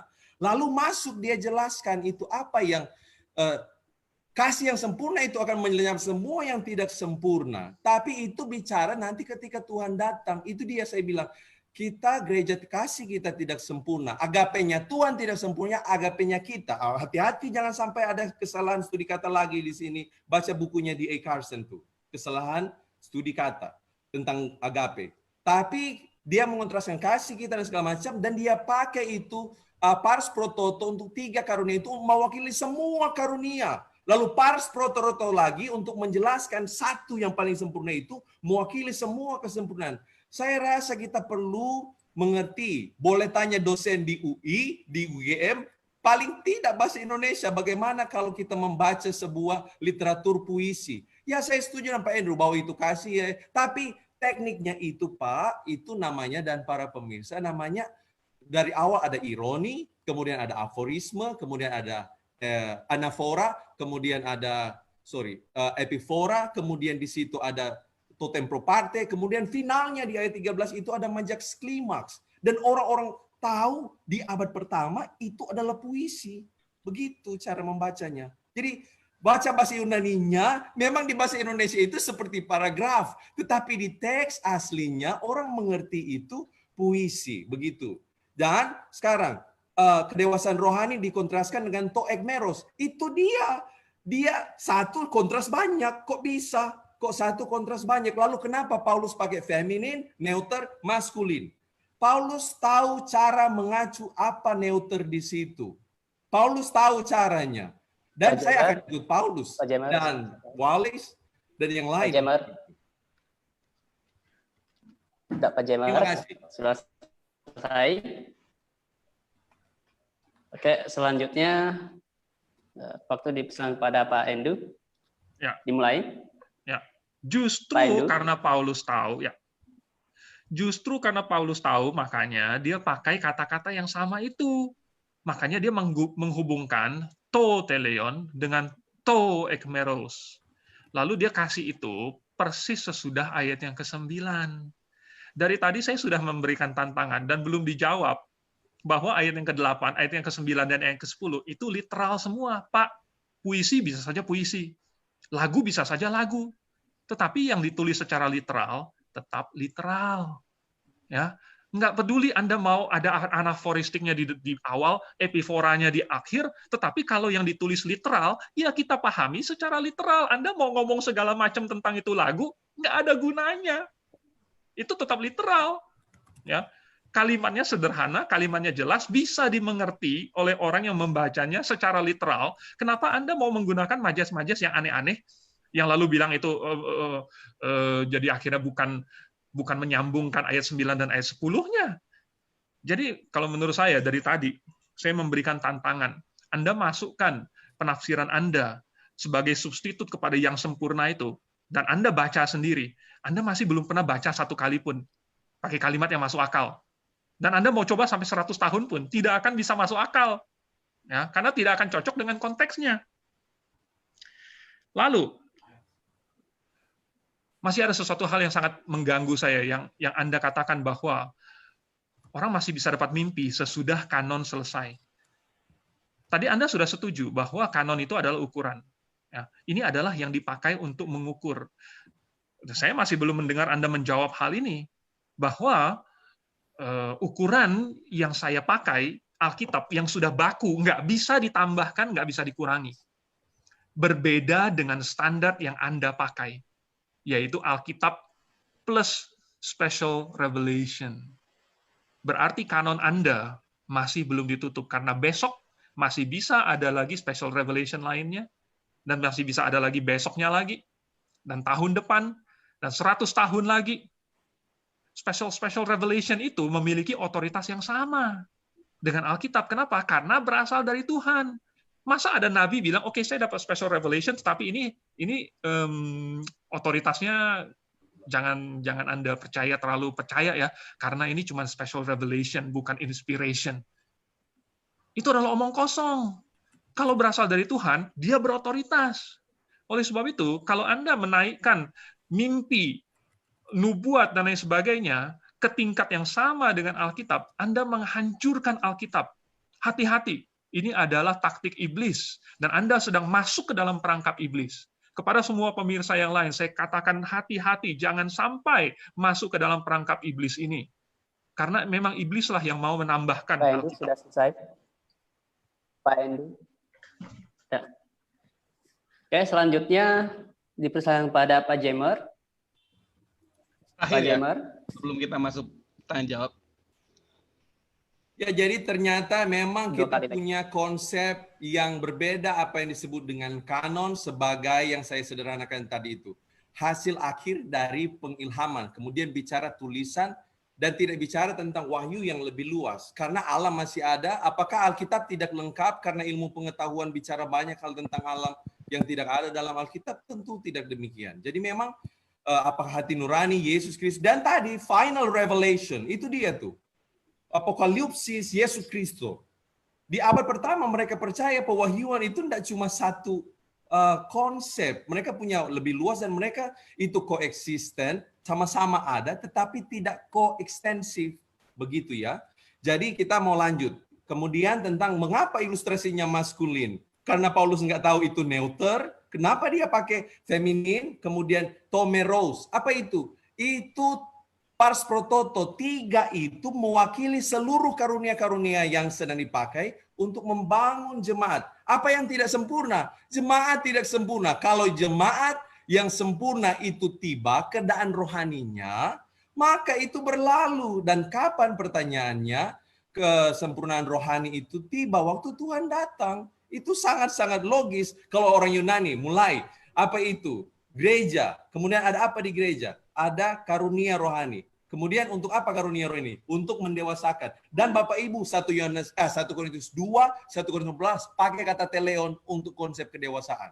Jadi begitu. Nah, saya sudah ulang tadi. Jadi ada kekeliruan konsep teologi, loci comune di sistematik teologinya, ada kekeliruan di dalam cara membaca chiastic structure, ada kekeliruan eksegesis, ada kekeliruan logika, ada false cause fallacy, ada kekeliruan faktual, ada kekeliruan sampai 6, ada kekeliruan eskatologis, dan akhirnya 1 Korintus 15 di situ kasih tahu kapan itu terjadi. Sesudah dia menghancurkan segalanya, dan yang musuh terakhir dihancurkan adalah maut. Lalu dia pakai kata sinonim di ayat 24, 1 Korintus 15, 24. Lalu tiba telosnya. Itu konsep yang sama. Jadi kalau orang Indonesia tampan, ganteng, rupawan, jangan cuma cari mana kata tampan. Oh itu kata ganteng. Itu tidak mengacu pada tampan. Oh, itu rupawan. Oh, itu bukan ganteng dan tampan. Itu beda kata. No, orang Yunani abad pertama tidak begitu. Orang Yunani abad pertama levelnya memahami konsep dari kata-kata yang diacu. Bukan sekedar hanya katanya harus huruf per huruf sama. Kalau beda nggak boleh. Nggak begitu. Nah, kalau saya bilang tadi, Bapak Ibu bisa minta di STT Borneo tulisan saya tentang mereka, tentang 1 Korintus 13, sebuah argumentasi bagi cessationism. Dan terakhir 1 Korintus 15 yang minggu lalu Pak Andrew bilang, itu tidak pernah bicara bahwa itu hanya akan berhenti sebelum tribulasi. Bapak Ibu tidak akan pernah lihat tribulasi di Pak pasal Jemer, 15. Terima kasih. sudah selesai, Pak. Baik. Oke, waktu selanjutnya dipersilakan pada Pak Endu. Bukannya udah selesai? Dimulai. Selesai Pak Febri. Kita masuk. Pak Endu 2 kali lagi, Pak Jemer 1 kali lagi. Enggak, udah selesai. Pak Endu. Sudah selesai Pak Febri. Oh, sudah selesai ya? Sudah, ya. Dan pas jam 8.10 seperti tadi direncanakan, kita akan masuk Oke. tanya jawab. Dan pertanyaan-pertanyaan yang masuk jelas masih setema dengan yang kita bicarakan. Jadi saya mulai dulu dari 2 pertanyaan yang saya gabungkan. Karena ini sama dari peserta kita, Pak Friendly Zou, yang bertanya, kalau begitu kita tidak boleh mengatakan bahwa Joseph Smith itu salah. Karena dia mendapat penampakan dan kitab Mormon tidak menentang Alkitab, termasuk Ellen White dan lain-lain. Karena mereka tidak mengatakan bahwa Alkitab salah. Mereka tidak langsung mengatakan. Demikian juga Pak Phil itu bertanya, contohnya sama, yaitu William Miller dan Ellen G. White, pendiri Adventist, yang mengaku mendapat penglihatan dan nubuat. Apakah itu dari Tuhan? Ya, saya kembalikan kepada narasumber. Silakan menjawab langsung 3 menit. Oke. Ini dimulai dari siapa ini? Pak Jemer atau Pak Endu? Saya rasa kalau lihat pertanyaannya sebenarnya ini mengarah kepada Pak Jemer ya. Jadi lebih baik Pak Jemer jawab dulu, kemudian Pak Andrew untuk melengkapinya ya. Oke, 3 menit ya. Mulai Pak Jemer. Jadi ada 3 ya, tadi kita bicara tentang syarat kanon itu apostolicity, kemudian ortodoksi, dan kemudian yang terakhir Catholicity, apakah itu diterima di abad pertama. Mereka, walaupun di perjanjian baru baca 2 Tesalonika pasal 2 ayat 2, ada surat nama penulisnya Paulus tuh, mereka tidak terima. Kenapa? Karena itu melawan ortodoksi di abad pertama. Jadi walaupun itu namanya rasul, mereka tidak terima. Sekarang kalau sampai ada yang sebut tadi, semua ada yang mereka ajarkan itu, saya akan otomatis tolak Pak. Kenapa? Karena itu melawan data-data yang perjanjian baru ajarkan. Keselamatan tidak hanya oleh iman pada kasih karunia, boleh menikah lagi dan segala macam, kalau sudah punya 1 istri dan segala macam di masa perjanjian baru. Kita tahu jelas bahwa itu melawan ortodoksi perjanjian baru. Jadi kalau ada mimpi pasti itu datang dari Tuhan. Mulai dari masa Musa kasih peringatan di kitab terakhir dia tulis. Kalaupun mujizatnya terjadi, kalaupun nubuatannya terjadi, tapi kalau dia mengajar sesuatu yang lain, nabi itu harus dibunuh. Begitu tuh.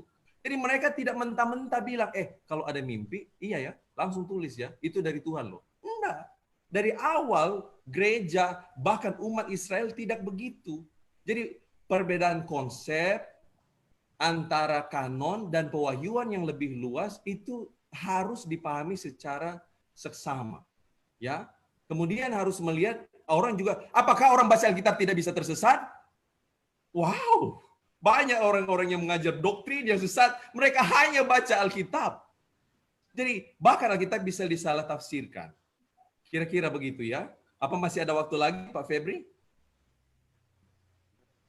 Masih ada 1 menit lagi lebih. Jadi saya mau menjawab itu.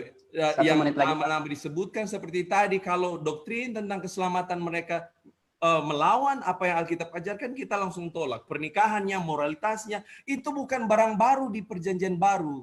Prinsip kanon yang tadi itu, apostolicity, ortodoksi, dan Catholicity itu dari perjanjian lama. Itu semuanya prinsip perjanjian lama. Wahyu pasal 22 ayat yang terakhir, 3 ayat terakhir, itu bukan prinsip wahyu. Itu prinsip ulangan, itu prinsip Amsal, itu prinsip Yesus. Bukan barang baru di kitab Wahyu. Wahyu mengutip dari Pentatuk dan seterusnya prinsipnya. Itu bukan bicara tentang kitab Wahyu. Apakah karena kejadian sudah selesai ditulis, boleh ditambah? Kejadian pasal 53, 54, 55? Enggak kan? Begitu, jadi konsepnya sudah dari awal itu, kanon begitu.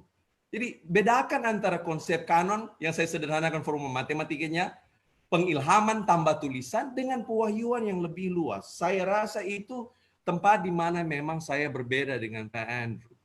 Beliau mengartikan bahwa kalau pengilhaman selesai dan tulisannya, pewahyuan semua stop. Pak Jemar, habis waktunya. Terima kasih Pak Febri dan Pak Andrew. Ya, waktu selanjutnya diberikan pada Pak Endo juga untuk menjawab pertanyaan yang kedua sekaligus.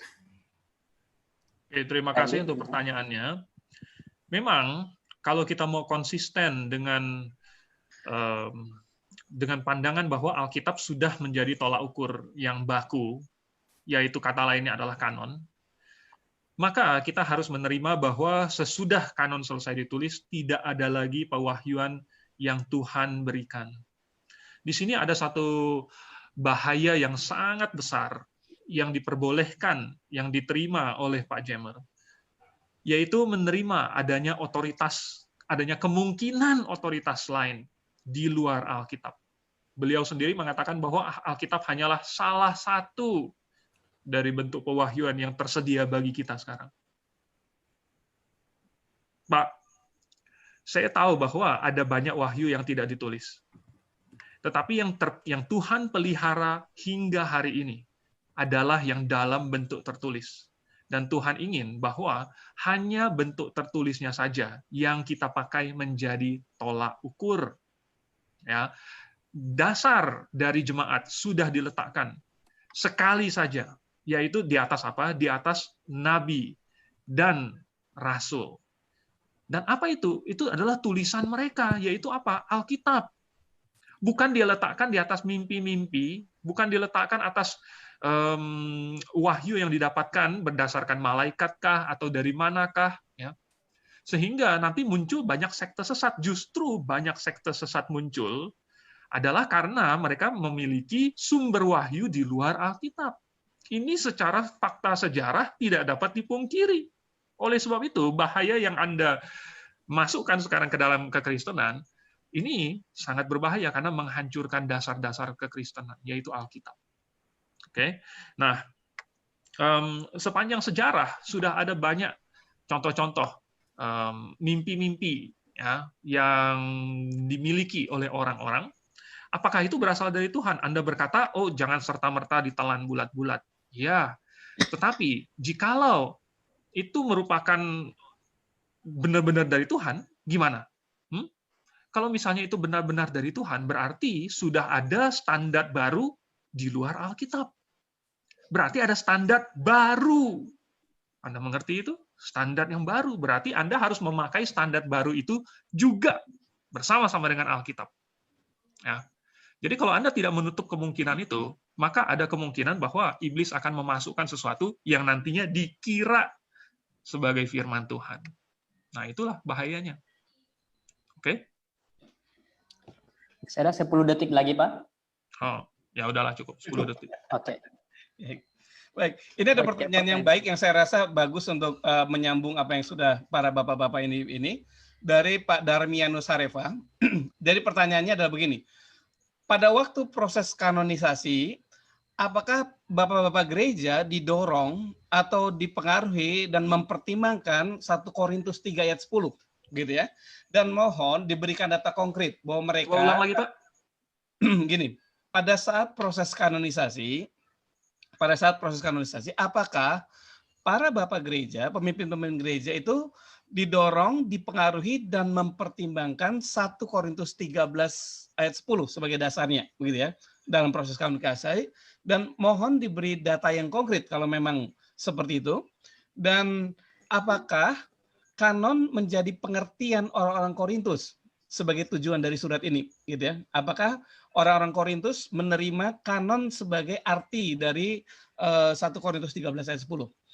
Nah, karena ini saya rasa banyak kuat di Pak Andrew. Silakan Pak Andrew dulu untuk kemudian nanti dijawab oleh Pak Jemmer dalam 3 menit berikutnya. Silakan Pak Andrew. Oke. Pak Andrew mulai. Sebentar ya. Jadi, kalau kita baca misalnya di dalam Galatia pasal 6, ayat yang ke-16. Galatia 6 ayat 16. Ya. Dan semua orang yang memberi dirinya dipimpin oleh patokan ini, kata yang dipakai dalam bahasa Yunani di situ adalah kanoni, berasal dari kata kanon. Turunlah kiranya damai sejahtera. Jadi waktu Paulus menuliskan ini, dia mengatakan kepada jemaat di Galatia bahwa ada satu patokan, ada satu ukuran. Jadi orang Galatia sebenarnya ngerti loh, bahwa Paulus sedang berbicara mengenai tulisannya. Ya karena Paulus lagi nulis kepada mereka, dan itu akan dijadikan sebagai patokan. Lalu kemudian orang Galatia tentu juga tahu bahwa Paulus menuliskan surat Korintus. Dan mereka membaca juga apa yang dituliskan di pasal 13 ayat yang ke-10. Dan rasul-rasul yang lain juga membacanya. Dan tentu mereka tahu bahwa suatu saat mereka akan mati, dan para rasul akan selesai, akan maksudnya tidak ada lagi. Dan mereka tahu karena mereka yang telah Tuhan percayakan untuk menjadi landasan dasar dari jemaat, dan bukan orang sembarangan, maka ketika semua rasul sudah mati, maka seharusnya landasan itu sudah selesai ditaruh. Dengan pengertian itu, maka sudah pasti mereka tahu ada suatu kanon, dan suatu saat kanon itu harus diselesaikan, harus ditutup, baru bisa menjadi landasan. Ya, jadi ini adalah, apakah orang Korintus mengerti akan hal ini? Kenapa tidak? Ya, apa alasan Anda berkata bahwa orang Korintus nggak ngerti? Ini adalah suatu hal yang sangat aneh sekali. Mereka juga membaca surat Galatia kok. Mereka sudah banyak berbicara dengan Paulus. Paulus juga mengajarkan kepada mereka, baca di dalam 2 Korintus pasal 12 ayat 12. Ya, bahwa Rasul Paulus menunjuk dirinya sebagai rasul, dan itu telah dia buktikan. Itu adalah untuk menjawab orang-orang yang meragukan kerasulan Paulus. Jadi Paulus mau berkata bahwa kata-kata saya ini akan jadi patokan. Kamu harus ikut kata-kata saya, tulisan saya, karena itu merupakan patokan. Dan suatu saat saya akan tidak ada lagi, yang akan tinggal adalah kata-kata saya yang ditulis ini bersama dengan kamu. Dan walaupun saya tidak ada, Paulus, tetapi kamu tetap memiliki firman dari Tuhan, yaitu adalah tulisan saya. Jadi orang Korintus mengerti, gampang sekali. Oke, silakan. Oke, udah mau habis. 1 detik lagi. Oke, waktu selanjutnya pada Pak Jemer. Selama 3 menit, mulai. 3 menit. Baik, saya mau menjawab bahwa di abad pertama mereka menentukan kanon itu ada 3 standarnya. 1 itu ditulis oleh rasul, kemudian yang kedua itu bicara ajarannya di dalam, yang ketiga itu diterima oleh jemaat. Nah, saya kasih ilustrasi buat para pemirsa. Menjelang abad 90-an, Clement of Rome, dia menulis surat pada jemaat, dan juga Ignatius, mereka menulis pada 6 jemaat. Tapi surat mereka itu tidak diterima sebagai otoritatif walaupun jemaat terima. Itu cara mereka. Jadi mereka tidak menggunakan 1 Korintus 13 ataupun Wahyu 22. Di awal 90-an, mereka sudah membedakan level tulisan para rasul dengan mereka. Itu kenapa kita mengerti kanon itu bicara tentang tulisannya. Tidak bicara karena rasul ini pasti dia tidak mungkin salah praktek hidupnya. Enggak, Galatia 2, Petrus ditegur Paulus.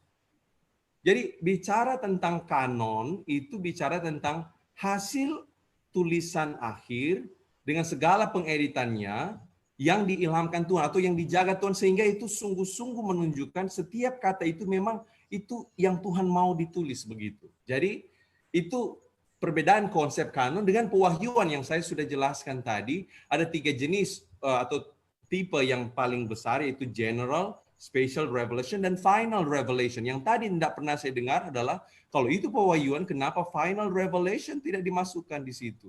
Karena tetap akan ada Tuhan Yesus datang dan menyatakan reveal himself. Jadi tidak boleh seseorang menyamakan. Dan tradisi kanon itu tidak pernah berasal dari 1 Korintus 13 dan Wahyu 22. Jadi saya berharap jemaat, para pemirsa dapat membedakan apa perbedaan antara yang kami sedang diskusikan kanon sebagai hasil akhir dari proses pengilhaman dengan pewahyuan yang bersifat atau definisinya itu lebih luas dan tipenya lebih jamak. Begitu, ya. Masih ada waktu lagi? 50 detik lagi, Pak. Baik, saya juga jadi saya mengacu tadi tulisannya. Saya tidak mengacu pada Bapak Gereja karena mereka otoritatif. Tidak, saya sedang bicara historical, filologis. Jadi itu kenapa kita yang belajar Alkitab mengerti, oh kanon itu ditentukannya demikian. Pewahyuan itu Begini konsep dan definisinya. Jadi jangan disamakan seutuhnya. Jangan dikurung, dibatasi, disempitkan. Kata pewahyuan itu dibatasi pada kanon. Di mana 1 Korintus 13 tidak bicara. 1 Korintus 13 tidak sama sekali bicara tentang kanon. Baca dari pasal 1 sampai pasal terakhir. Wahyu 22 tidak juga bicara tentang kitab-kitab mana yang diilhamkan. Saya sudah bilang tadi karena itu dikutip dari prinsip perjanjian lama. Sudah. Terima kasih. Oke, Pak Paul, bagaimana? Masih ada pertanyaan? Masih ada waktu. Kita akan berhenti di jam 8.50 ya untuk closing statement. Jadi kita masih ada waktu sekitar 25 menit untuk menjawab pertanyaan. Dan ini masih ada pertanyaan-pertanyaan masih dibagikan. Ini menyambung yang tadi dibagikan oleh Pak Jemer, membagikan tentang Bapak-Bapak Gereja. Dan ini ada dari Pak Tantio Prasetya, ya. Tapi saya simpulkan saja. Tapi artinya begini, bahwa Bapak-Bapak Gereja pun tidak semuanya continuous, tapi juga ada yang cessationism, ya. Dan ini dikutip dari dua Bapak Gereja yang cessationism, yaitu Chrysostom dan Agustin, yang mereka menyatakan bahwa karunia-karunia pewahyuan sudah berhenti menurut kedua Bapak Gereja ini, gitu ya. Nah, bagaimana tanggapan Pak Prayer tentang kutipan ini? Itu yang Pak Andrew bilang tadi, tidak otoritatif. Kita setuju di situ. Apakah mereka sudah pergi ke semua belahan dunia karena lebih jamak data bahwa mereka melihat. Jadi itu namanya apa istilahnya itu? Faulty generalization salah satunya ya. Jadi kalau itu dari dari ada mujizat terjadi itu pasti dari setan. Oh, apakah di tempat lain tidak terjadi? Apakah mereka mencakup semua tempat? Enggak. Karena Origen, karena Justin Martyr, karena Athanasius, karena Agustin of Hippo, karena Eusebius, dari abad pertama sampai abad keempat, mereka mencatat di daerah pelayanan mereka dan orang-orang mereka kenal, dan mereka tidak pernah menyamakan doktrin mereka dengan kanon. Mereka sangat menghormati kanon itu. Tetapi mereka melihat fakta yang terjadi itu masih jalan. Dan kita melihat itu sekarang. Di tempat-tempat orang tidak pernah memberitakan Injil dan tidak berani memberitakan Injil, banyak sekali orang yang diinjili langsung oleh Tuhan Yesus melalui particular revelations yang tadi bilang, yang konsisten dengan kitab yang tertulis. Dan saya rasa kalau kita menulis begitu, Pak, beliau harus hadir. Yang mengajukan pertanyaan, beliau harus hadir di situ dan dia mengasumsikan, dia sudah membuat penelitian di seantero dunia, di seantero tempat, di seantero waktu, bahwa itu tidak ada. Itu kesalahan logika. Jadi tidak boleh orang menafsir begitu, itu sangat-sangat kesalahan logika. Nah, kalau mau buktikan itu tidak ada, silakan bikin penelitiannya. Tetapi kita punya banyak sekali penelitian dan buku sejarah gereja dari para ahli dan kesaksian pribadi yang mencatat itu jalan. Ya, satu-satunya penjelasan adalah dari kaum yang tidak percaya itu kanon sudah lengkap dan kemudian karunia itu berbeda. Mereka kan bilang itu dari setan. Who knows? Saya mengambil posisi saya, merendahkan diri saya, siapakah saya, sehingga saya dapat membatasi particular revelations yang datang dari Tuhan Yesus. Sekarang kita punya Alkitab di HP, kita punya Alkitab di laptop, kita punya audio Bible, kita punya video Bible, kita punya Alkitab di YouTube, kita punya Alkitab di cloud dan segala macam. Apakah Yohanes 3:16 di kertas lebih otoritatif dari yang audio? Bagaimana sekarang kalau kita tambah sarananya? Mimpi, nubuatan, tapi isinya Yohanes 3:16 itu bicara mediumnya. Jadi jangan samakan mediumnya dengan kontennya. Begitu, itu logical fallacy. Silakan tanya semua yang belajar logika. Jadi kita tidak menyamakan sekali lagi konsep kanon sebagai hasil akhir dari pengilhaman dengan pewahyuan yang lebih luas. Dan bapak-bapak gereja itu, Pak, mereka menerima semua tulisan-tulisan Rasul dan tidak pernah menyamakan tulisan mereka kepada tulisan Rasul. Pak, habis waktunya. Oke. Masih ada pertanyaan lagi ini? Saya belum jawab, Pak. Pak Endu diberikan dulu waktu. Pak Endu, sorry, maaf. Selama 3 menit. Oke, Pak Endu mulai. Ya. Jadi, saya juga belajar logika, Pak. Ya, saya juga belajar logika. Dan Bapak baru bilang tadi apa? Oh, ini kalau ada Bapak gereja yang yang sensasionis, tiba-tiba Bapak bilang itu tidak otoritatif. Wah, ini nggak fair ini. Kalau gitu saya juga bisa bilang ini juga filologis. Nah, ya kalau memang Anda berkata ada bapak-bapak gereja yang percaya itu masih berlanjut, kalau saya mau, bukan saya yang kutip loh, itu orang lain yang kutip.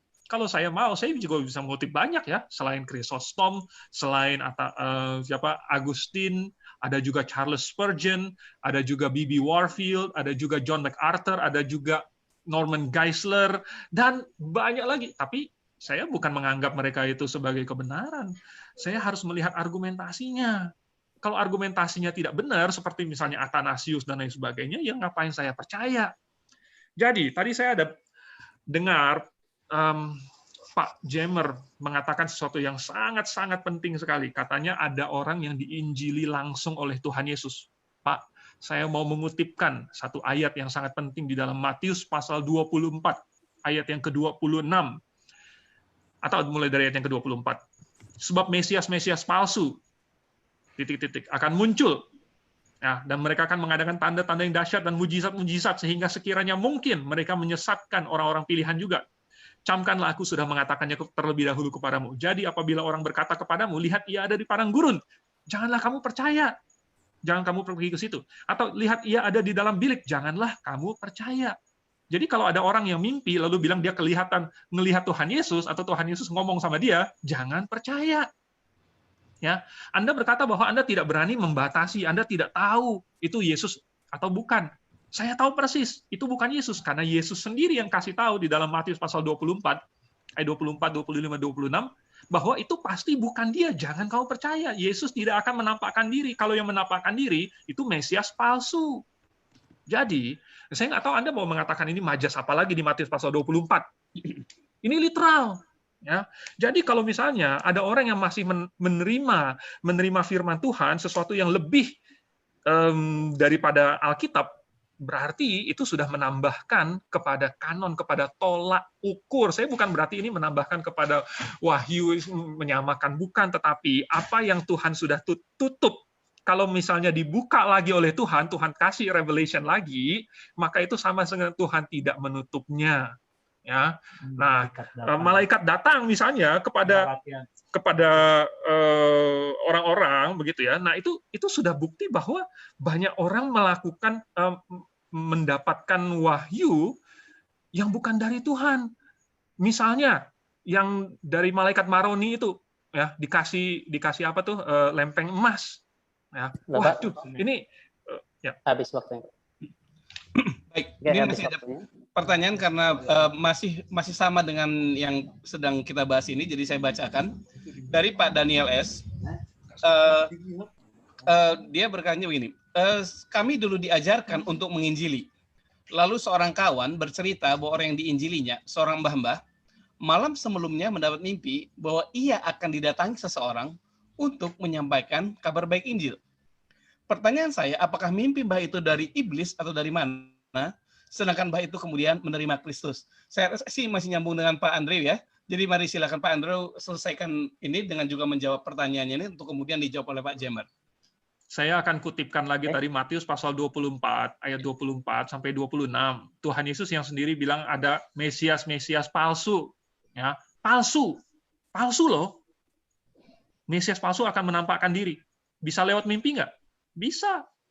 Namanya juga ya iblis. Ya. Ini Tuhan Yesus sendiri yang ngomong, literally.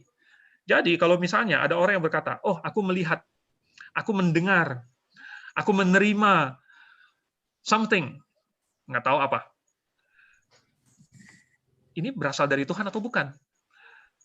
Kalau orang yang masih terbuka, yang masih continue, yang masih menerima revelation, dia akan bingung dulu, waduh ini gimana ya? Ini benar nggak ini dari Tuhan? Ya, mesti dicek dulu nih, mesti dipelajari dulu nih, jangan-jangan ini ada suatu doktrin baru, mungkin ini ada suatu perubahan yang Tuhan lakukan, mungkin ada suatu special revelation dari Tuhan. Tapi kalau buat saya yang percaya bahwa kanon sudah selesai dan sudah lengkap. Apa artinya sudah lengkap? Sudah sempurna, nggak usah ditambah lagi. Kalau nggak usah ditambah lagi, ngapain saya cari mimpi? Ngapain saya percaya mimpi? Seolah-olah mimpi itu bisa menambahkan sesuatu, bisa menjelaskan sesuatu, bisa menerangkan sesuatu, apa yang sudah ada di dalam Alkitab. Alkitab itu sudah menerangkan dirinya sendiri. Ini namanya prinsip perspikuitas Alkitab. Ini yang kita pelajari pada saat belajar hermeneutik. Ini gampang sekali. Kalau Alkitab masih perlu dijelaskan pakai mimpi, berarti Alkitab belum sempurna. Berarti Alkitab itu masih perlu pelengkap lagi, namanya mimpi. Namanya special revelation, itu artinya Alkitab belum selesai. Itu artinya Alkitab belum bisa dipakai menjadi tolak ukur. Itu artinya bahwa kita masih mesti mencari lagi hal-hal di luar Alkitab untuk menjelaskan apa kata Alkitab. Pak, itu sangat berbahaya sekali. Apapun mimpi yang Anda terima, dan itu bisa saja bunga tidur. Anda paginya mimpi-mimpi tentang cewek cantik. Malam harinya Anda ketemu dengan cewek cantik di dalam mimpi. Tapi jangan bilang bahwa itu Roh Kudus lalu boleh bercumbu-cumbu dengannya. Wah, ini kacau sekali. Ya, jadi kalau misalnya ada yang menerima special revelation, saya ulangi sekali lagi, berarti ukuran yang dia pakai sudah bertambah dengan special revelation yang diterima itu. Kira-kira seperti itu. 50 detik lagi, Pak. 25 detik lagi. Oke, jadi kalau misalnya ada orang yang diinjili langsung oleh Tuhan, apakah itu pasti berasal dari Tuhan? Tidak. Iblis itu pintar sekali. Iblis itu bisa pakai strategi. Makanya katanya di ayat ke-24, sehingga sekiranya mungkin mereka menyesatkan orang-orang pilihan juga. Kalau misalnya dia ada satu orang yang karena menerima mimpi, lalu kemudian percaya kepada Yesus, tetapi menyesatkan banyak orang, iblis untung. Pintar iblis. Oke, cukup. Sudah selesai.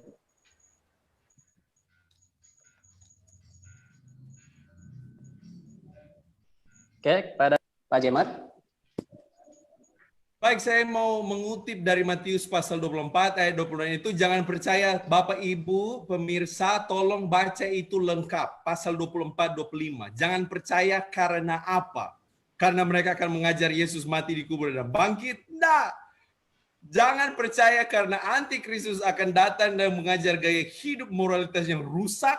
Dan Yesus ajar Tuhan datang nanti hanya satu kali. Bagaimana kita tahu kalau Tuhan datang itu bukan Tuhan yang penyesat itu? Karena Tuhan datang satu kali dan dia datang membawa kekekalan. Pasca antikristus dan semua pengikutnya dibantai hidup-hidup, seluruh semesta menontonnya, dan kerajaan surga datang. Didahului dengan tanda-tanda di langit, lalu Tuhan datang di awan-awan dan malaikatnya ada di sana. Semua orang percaya akan dikumpulkan di awan-awan dan memerintah bersama dengan Tuhan. Well, kalau itu belum terjadi, jangan kira itu Mesias. Itu konteksnya 24-25. Sehingga orang jelas, nggak usah tunggu-tunggu. Oh, ada ini mimpi. No way, nanti Tuhan datang, Bapak Ibu tahu.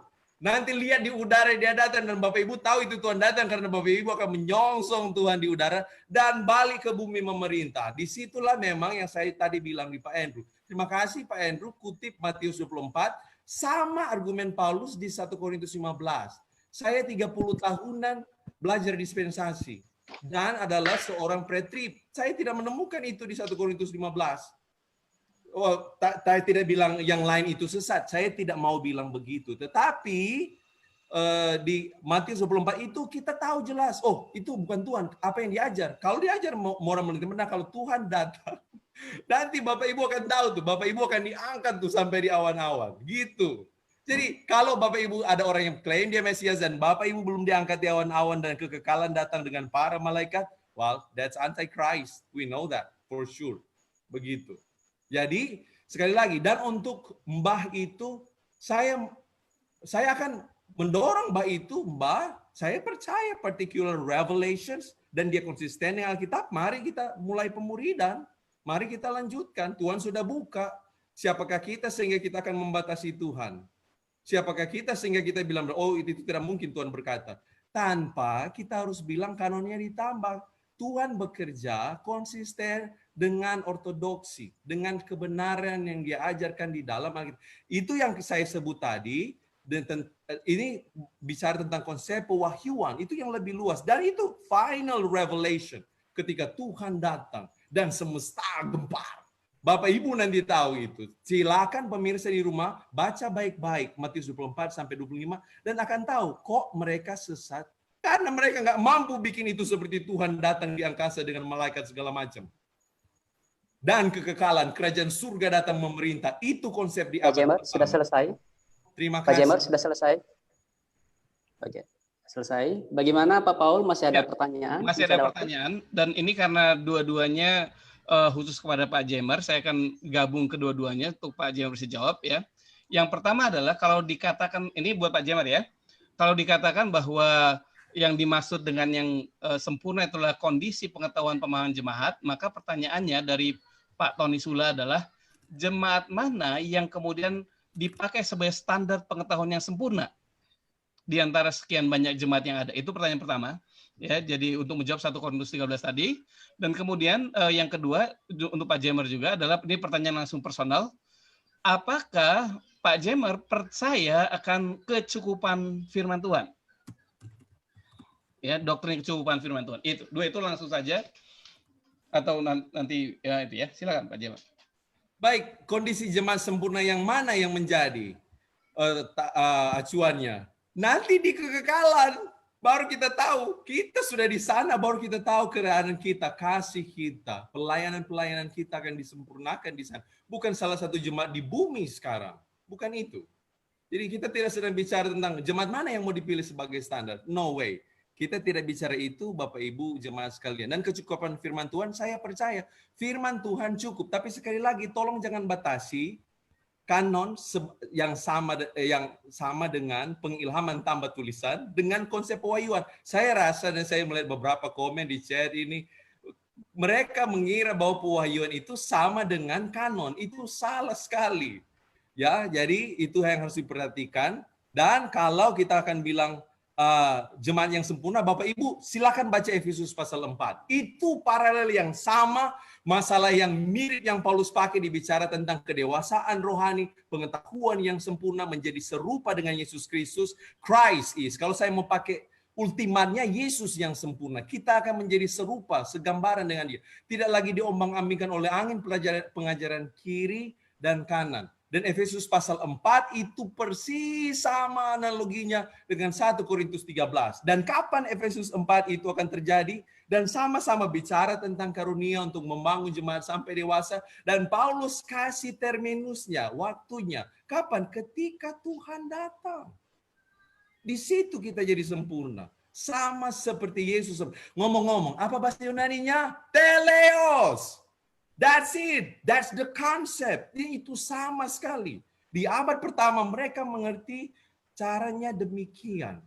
Jadi saya rasa kita tidak boleh mempersempit makna pewahyuan menjadi kanon. Kita tidak boleh membaca chiastic structure sebagai cuma 3-4 ayat. Kita tidak boleh membaca puisi sebagai satu-satunya ayat atau hurufiah. Tidak boleh. Kita tidak boleh salah logikanya. Kita tidak boleh ada salah false cause fallacy. Kalau itu berfungsi untuk beberapa hal, karunia-karunia 5 hal misalnya, dia berhenti untuk 1, 4 fungsi jalan. Jadi kalau dia punya 5 fungsi, 1 fungsi berhenti. Dia berhenti dengan fungsi ini, 4-nya jalan. Begitu. Itu namanya yang saya bilang tadi, false cause fallacy. Mengira bahwa fungsinya cuma 1, yaitu pengilhaman tambah tulisan. Sangat-sangat keliru.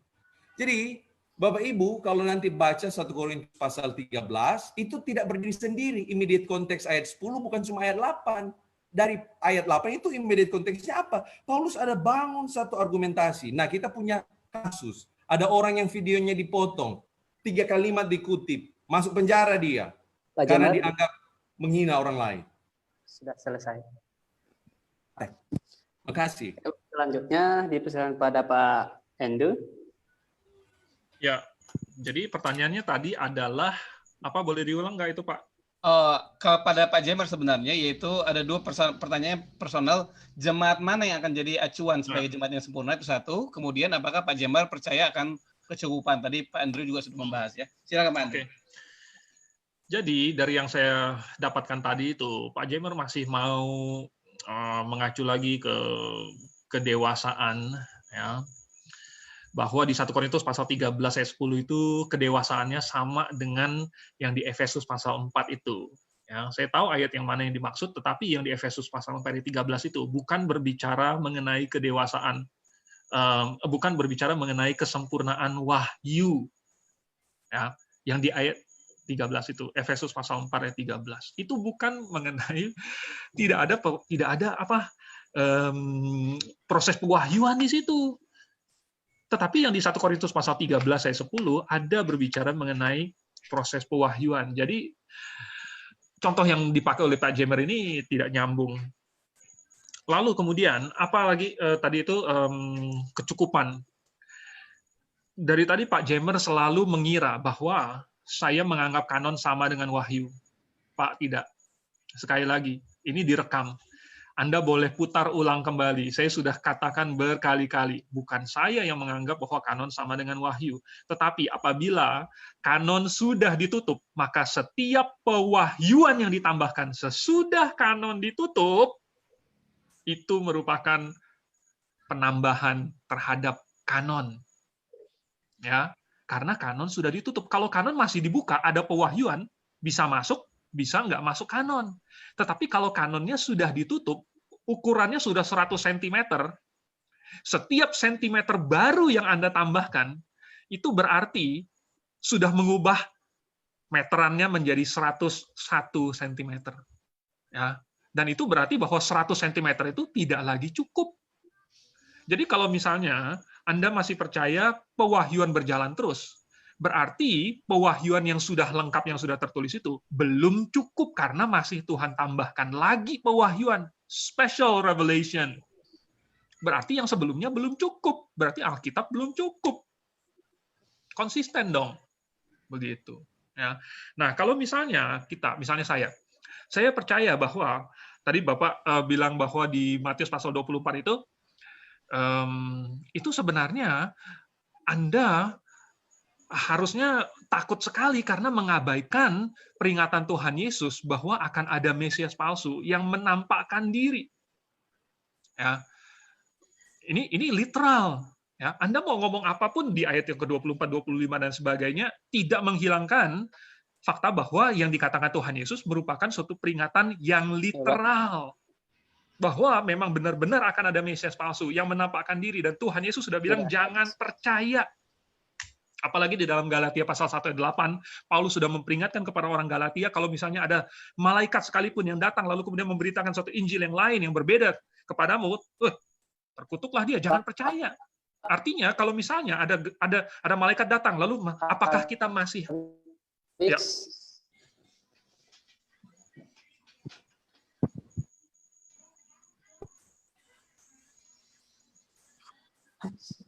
Oke, Pak Febri kayaknya ya.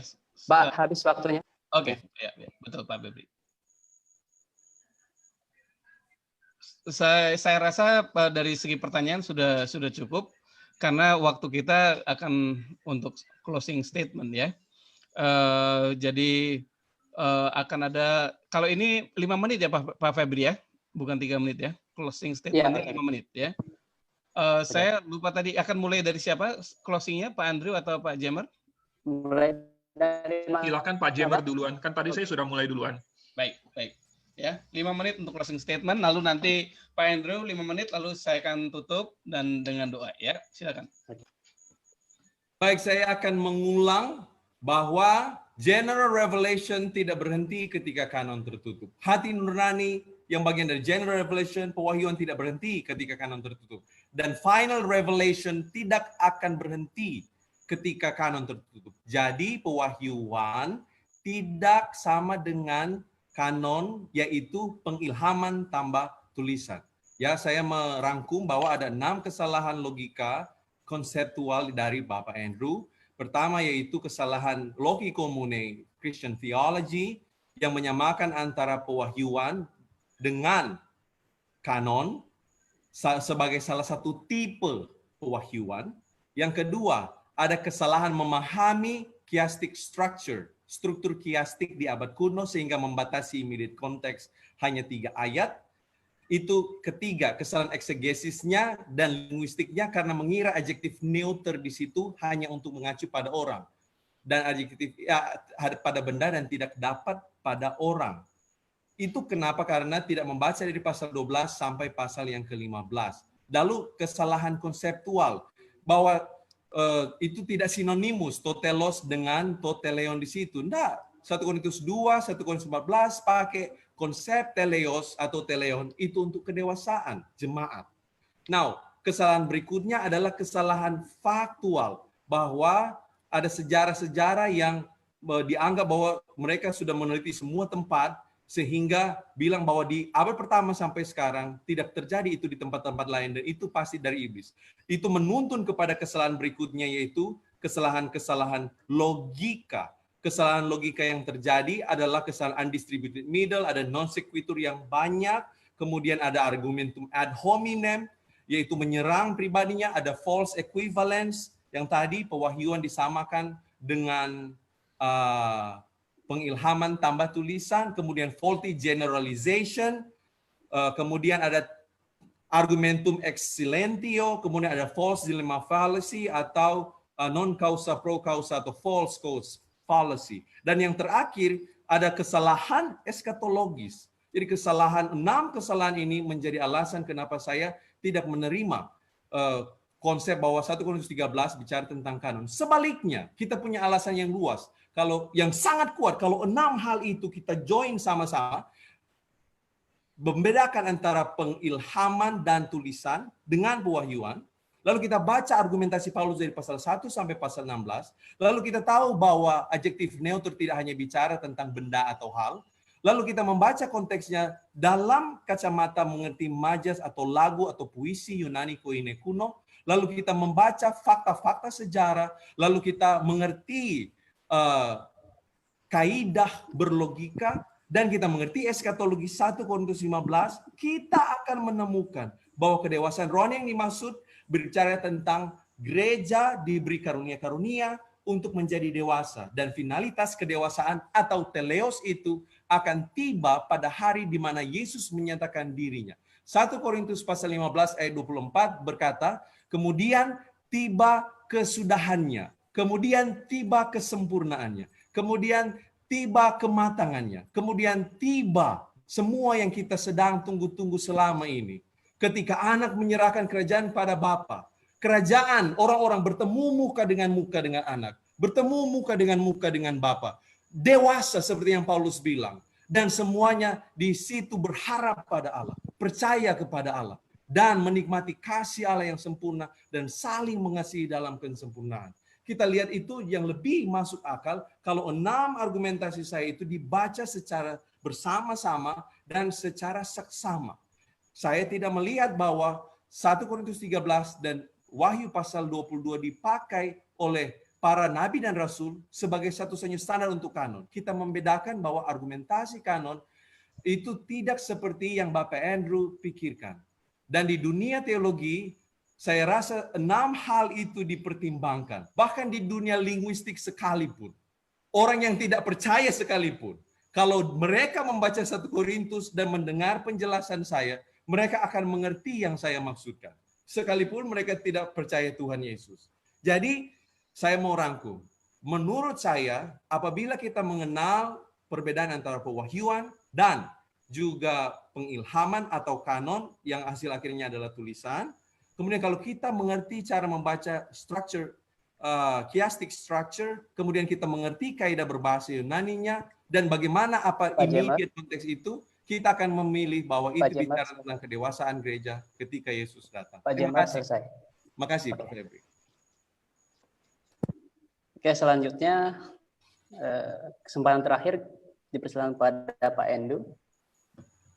Oke, terima kasih. Jadi diskusinya sudah cukup panjang. Bukan hanya hari ini, tetapi sejak dari minggu lalu.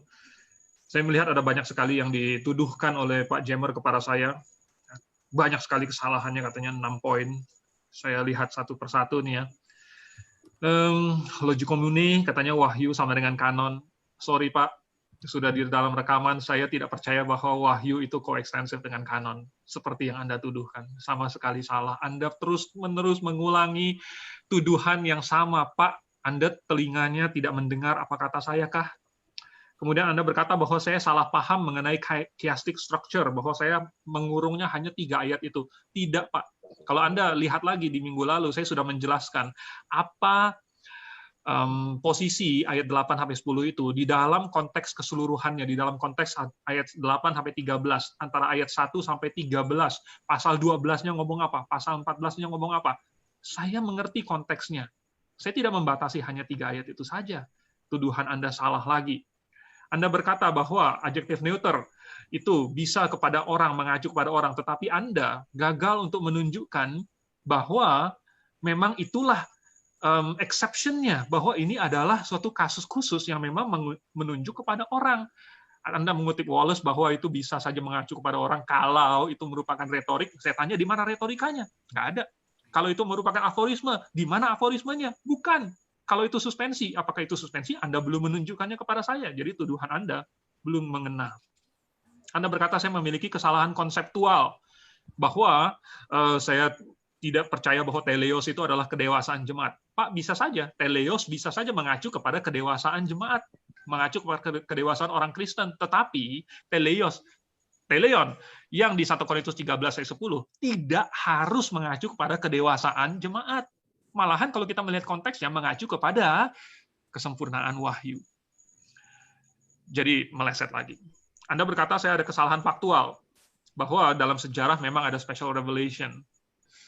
Maaf, ini masih penafsiran Anda. Sedangkan kalau melihat di dalam Matius pasal 24 ayat 24, ya, melihat Galatia pasal 1 ayat 8, harusnya tidak ada lagi. Kemudian Anda berkata saya ada kesalahan logika, banyak sekali distributed logic fallacy dan lain sebagainya. It may sound impressive, mungkin kedengarannya keren sekali, tetapi tidak ada satupun yang benar. Karena semua statement saya logis dan bisa dipertanggungjawabkan secara logis. Anda berkata bahwa saya ad hominem, not really. Ya, saya menyerang ide-ide. Saya menggunakan argumen-argumen. Saya bukan mengatakan bahwa seseorang ini adalah palsu. Tidak pernah. Saya mengatakan idenya adalah palsu. Saya mengatakan pengajarannya adalah palsu. Itu tidak sama dengan ad hominem. Mungkin Anda bingung dengan istilah-istilah seperti itu dan sembarangan menggunakannya pada saya. Kemudian Anda dari awal, dari minggu lalu sampai hari ini, belum mendemonstrasikan bagaimana tafsiran Anda, misalnya itu kedewasaankah, gerejakah, dan itu dimasukkan ke dalam kalimat 1 Korintus 13 ayat 10. Ya, gereja yang sempurna. Belum Anda demonstrasikan. Konteksnya jadi kacau. Kemudian Anda masih belum konsisten dengan pengertian kanon tertutup. Kalau kanon itu sudah tertutup, ukurannya sudah baku, tetapi Anda masih mau tambahkan, sorry, itu tidak konsisten. Ya.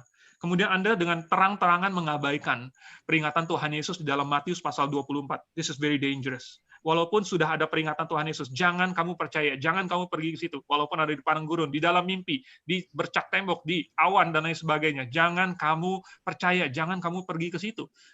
Adakah peringatan yang lebih jelas lagi? Adakah, saya tidak tahu kalau Tuhan Yesus mau menjelaskan lebih terang lagi. Gimana caranya Tuhan Yesus jelaskan? Lebih terang lagi. Itu sudah paling terang. Saya memilih untuk percaya ayat-ayat itu secara literal dan memasukkan peringatan itu ke dalam hati saya. Saya tidak tahu kalau ada yang tidak merasa penting dan merasa dia bisa menilai suatu special revelation itu berasal dari Tuhan berdasarkan kemampuannya sendiri, menganalisa Alkitabkah atau lain sebagainya. Tetapi kalau saya lebih mengandalkan apa peringatan Tuhan yang suruh saya jangan percaya. Oke, masih ada waktu berapa menit lagi? Masih ada. Saya masih 25 detik lagi. Saya ragu dengan kemampuan grammar Pak Jammer karena masih belum bisa membedakan adjektif dengan noun. Karena masih menggunakan contoh-contoh noun untuk mengilustrasikan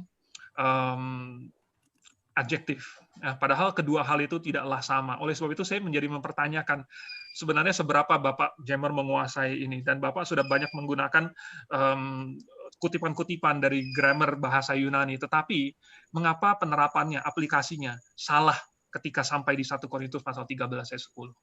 Sudah, Pak. Sudah? Oke, Pak. Bagaimana Pak Paul? Ya, saya rasa kita para narasumber kita sudah sampai di akhir perbincangan ya. sudah berdua bersama-sama. Kita tepuk tangan dulu buat Pak Jamal, Yuk. Pak Andri Liao, dan kita semua yang Terima kasih Pak Andrew Ya. Liao. Luar biasa Pak Jamer. Ya. Dan saya mau Saya berharap bisa lanjut berteman. Oke. Saya mau tekankan satu hal yang tidak kita bicarakan di sini, bahwa baik Pak Andrew Liao maupun Pak Jamer Person keluar dari hati yang sama-sama mengasihi Tuhan dan mengasihi Alkitab, begitu ya, sebagai inspiration dari Tuhan, dan bahwa kemudian kesimpulan yang didapat berbeda itulah bagian dari tubuh Kristus, ya, dan kita siap untuk hidup di dalam perbedaan itu. Jadi kita akan berdoa dan kita lihat apakah memang masih ada perlu lanjut, tetapi mari kita tutup dengan hati yang lurus, ya, dan kita mau berkati apa yang kita lakukan hari ini. Mari kita berdoa. Bapak, kami senang sudah terlibat dalam sebuah pembincangan yang kami tahu Engkau pun senang karena Engkau memerintahkan kami untuk menguji setiap firman, dan kami melakukannya bukan dengan untuk meningkatkan diri kami, tetapi supaya kami mengenal Engkau lebih dan lebih dan lebih lagi, dan supaya kami juga punya sarana untuk bisa mengasihi sesama kami lebih dan lebih lagi. Jadi walaupun dalam hari ini tetap kami belum bisa bersepakat, tetapi kami tahu secara hati bahwa kami adalah satu tubuh dan kami sama-sama mau melakukan yang terbaik buat Tuhan. Dan kami jadikan pembelajaran ini sebagai sarana untuk sungguh-sungguh bisa saling membangun, saling mendewasakan, untuk sampai kemudian kami sama-sama akan bertemu dengan Tuhan dan semuanya akan Tuhan bereskan dan Tuhan luruskan. Jadi saya berkati baik Pak Andri Liao dan Pak Jamer, dua-duanya adalah pendidik dan berada di tempat di mana sedang Tuhan taruh untuk mendidik baik hamba-hamba Tuhan maupun jemaat, dan kami berdoa dalam nama Yesus bahwa hikmat marifat dari Tuhan dengan sangat kuat melingkupi baik Pak Andrew dan Pak Jamer, sehingga mereka bisa melakukan apa yang menjadi tugas dan tanggung jawab mereka betul-betul karena takut akan Allah, karena dari situlah adanya pengetahuan, dan bukan hanya akan ada pengetahuan, tapi pengetahuan yang menjadi pengalaman, dan pengetahuan dan pengalaman ini akan membawa ketaatan, dan itu akan menjadi sesuatu yang ditransfer kepada murid-murid semua dan orang yang diajarkan, bahwa kami semua sama-sama akan pengetahuan bertambah, pengalaman bertambah, tapi ketaatan lebih akan bertambah. Kami berkati semua pemirsa, orang-orang yang sudah mendengarkan baik sekarang maupun nanti.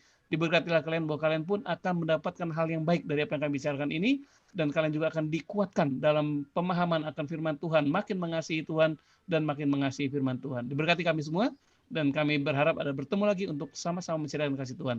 Terima kasih Tuhan, dalam nama Yesus kami tutup. Amin. Amin. Amin. Pak Paul, saya mau mengucapkan banyak terima kasih untuk Pak Paul, juga untuk Pak Febri yang sudah membantu memfasilitasi diskusi pada malam hari ini. Kemudian untuk Pak Prayer, terima kasih, luar biasa sekali. Walaupun kita ada banyak perbedaan, mungkin sedikit perbedaan, tetapi saya harap kita tetap bersahabat, ya, dan bisa menjalin komunikasi yang sehat, yang baik, yang manis. Itu harapan saya. Oke. Saya berterima kasih juga buat Pak Paul, Pak Febri, Pak Andrew. Saya berdoa pelayanannya Tuhan perluas, luar biasa. Wow. Tuhan berkati. Dan juga semua pemirsa di rumah. Ya, yang dan setia. yang hadir juga di Zoom. Oke. Silakan. Tuhan berkati.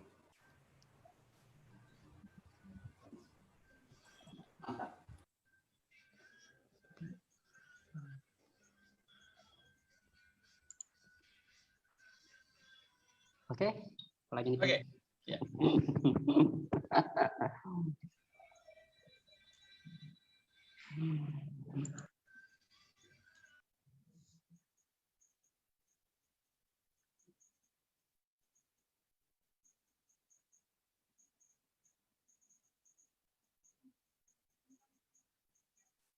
Oke, udah boleh ditutup.